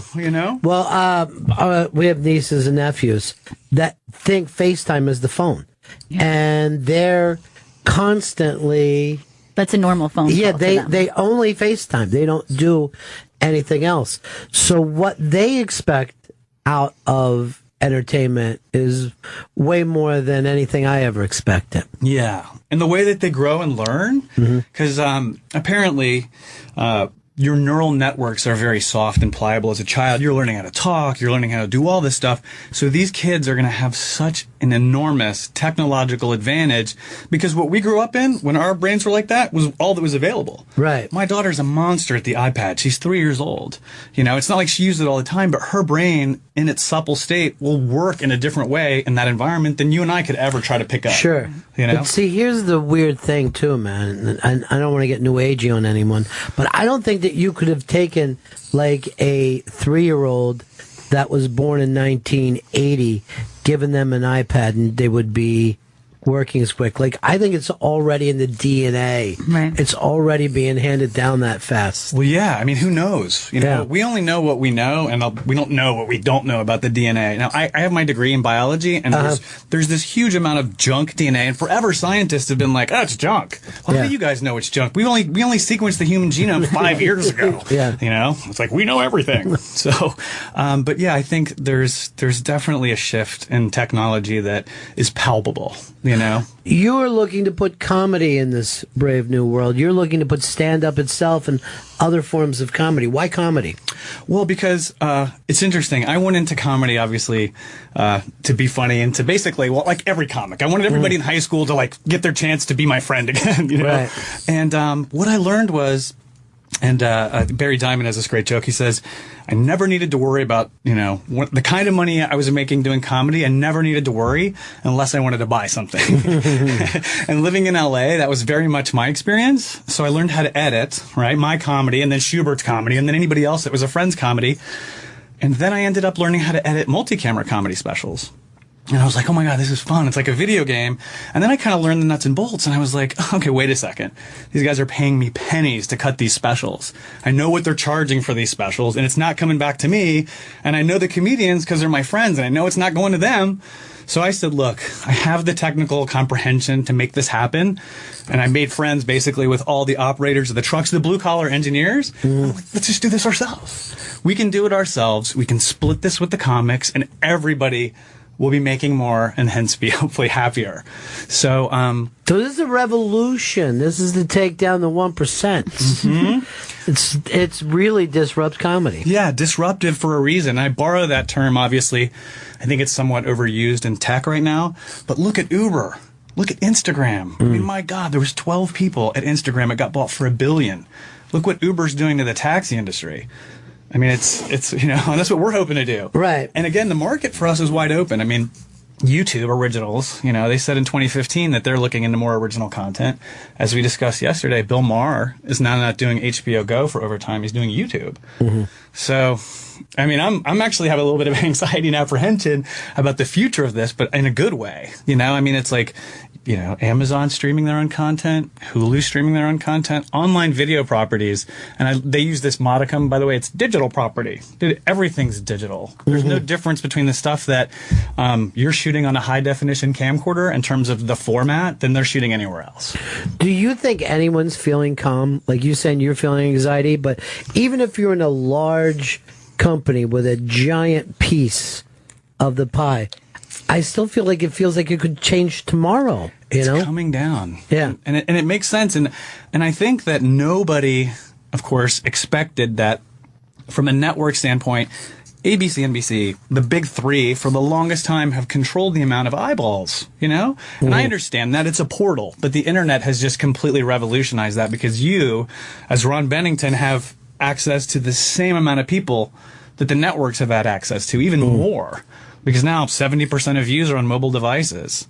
So, yeah, even if you do have a big brick and mortar corporation, you know, it's the inflexibility of traditional media that's leading to the downfall, in my opinion. Well, I think that's so interesting through the lens of radio because I think that it's the listeners who they don't seem to differentiate because they have most people listen to the radio on their phone or through their computer, so they don't differentiate between radio or satellite or podcast because the content is all the same. Content is what it's always going to come down to, right? So, you know, like you brought up Schubert. If you like Schubert, there's going to be more places to reach him, and if you don't know Schubert, there's more chances that they can get. At one point, I remember I did this thing with David Brenner.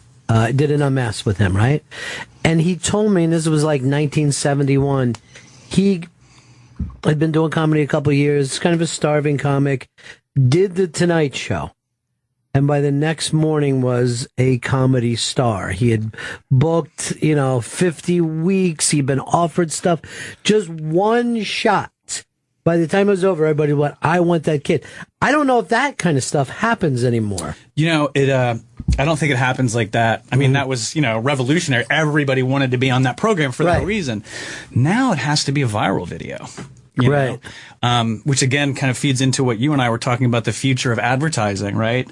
So if you can hit one of these influencers that, say you do hit, like Angela Johnson, perfect example. The nail bit, she was getting bookings all over the place, And so again, it's hitting that viral pocket where people can discover it and it's actually easier. Like you had to have watched The Tonight Show back then. Right. And it's like now you do a performance and it becomes this thing and it's available.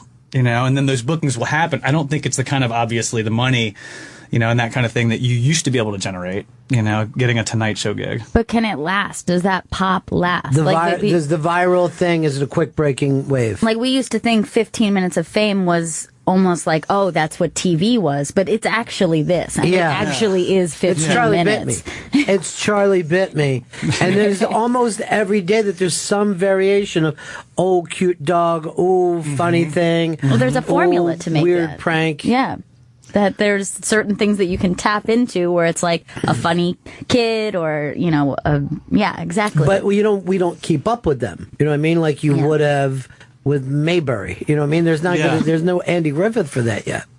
That's true. And it's interesting too, these kids with with YouTubers, it's very interesting too, because, these kids that are 13 to 15 spend 21 hours a week, 27 sometimes just looking at their YouTube videos. So it's going to be interesting when these YouTube artists, these kids have grown up talking to and interacting to directly, which is why they have such an engaged loyalty to their YouTube stars. It'd be like if you and I were talking to Tom Brokaw and he was like, hey, thanks for the comment. Right. It just didn't exist. And so they have this new type of celebrity. I went to this convention for the last couple of years with this other company that I work with, TubeStart, and we go to these VidCons, which is basically like a YouTube conference for online video stars.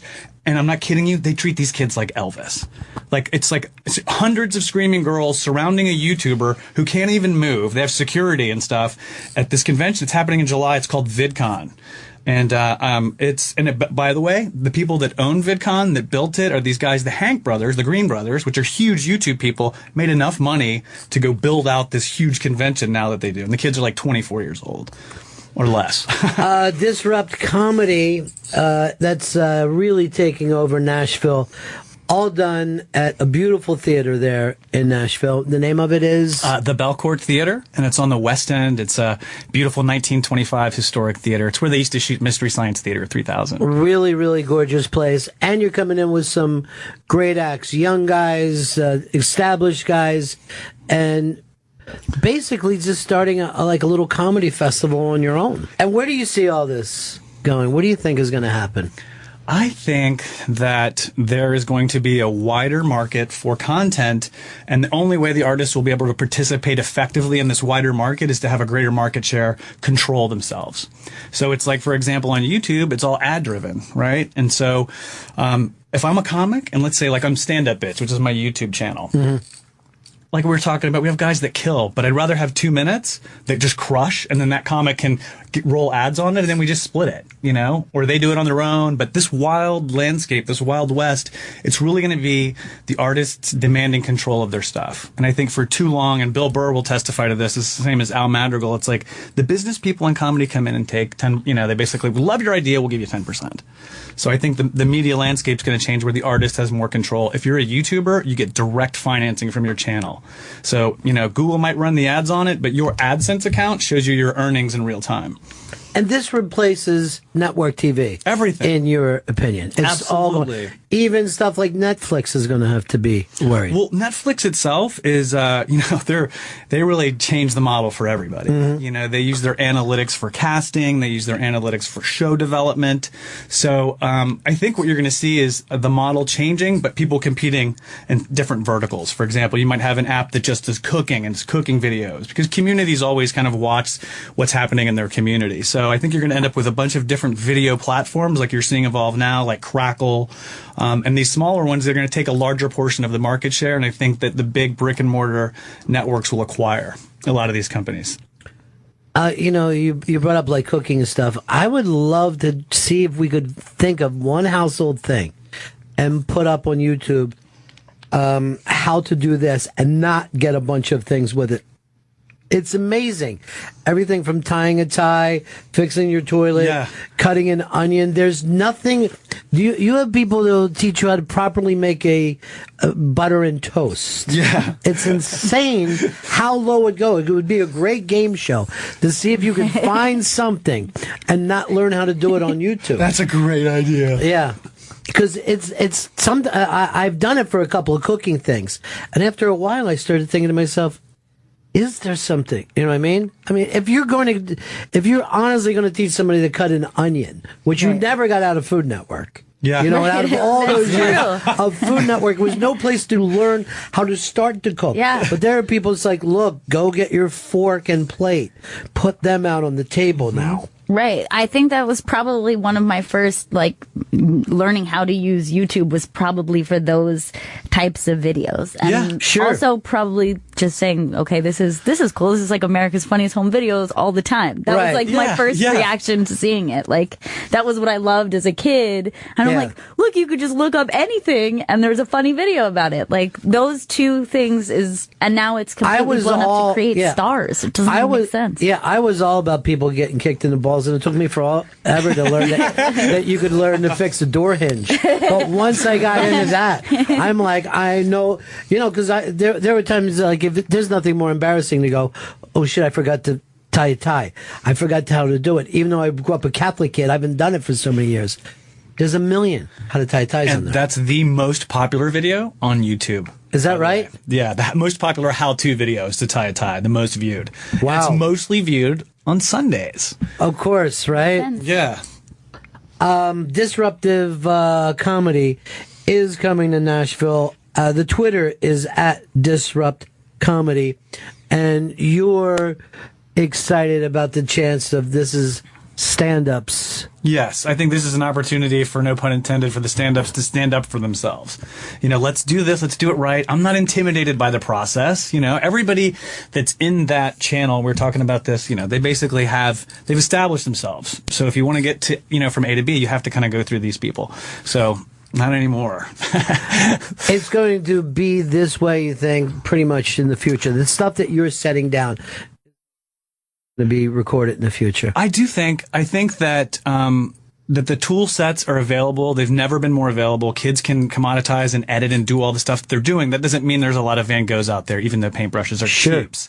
You still have to have the technical ability and the funny, and those are never going to be a missing requirement. So I think what we're going to see is, we'll see with this independent production, by the way, we'll be streaming for the first time ever a multi-camera comedy production to a YouTube channel, which has never been done. As far as I know, I haven't been able to find anybody else that's done that. So, but yes, I do think this will be the future.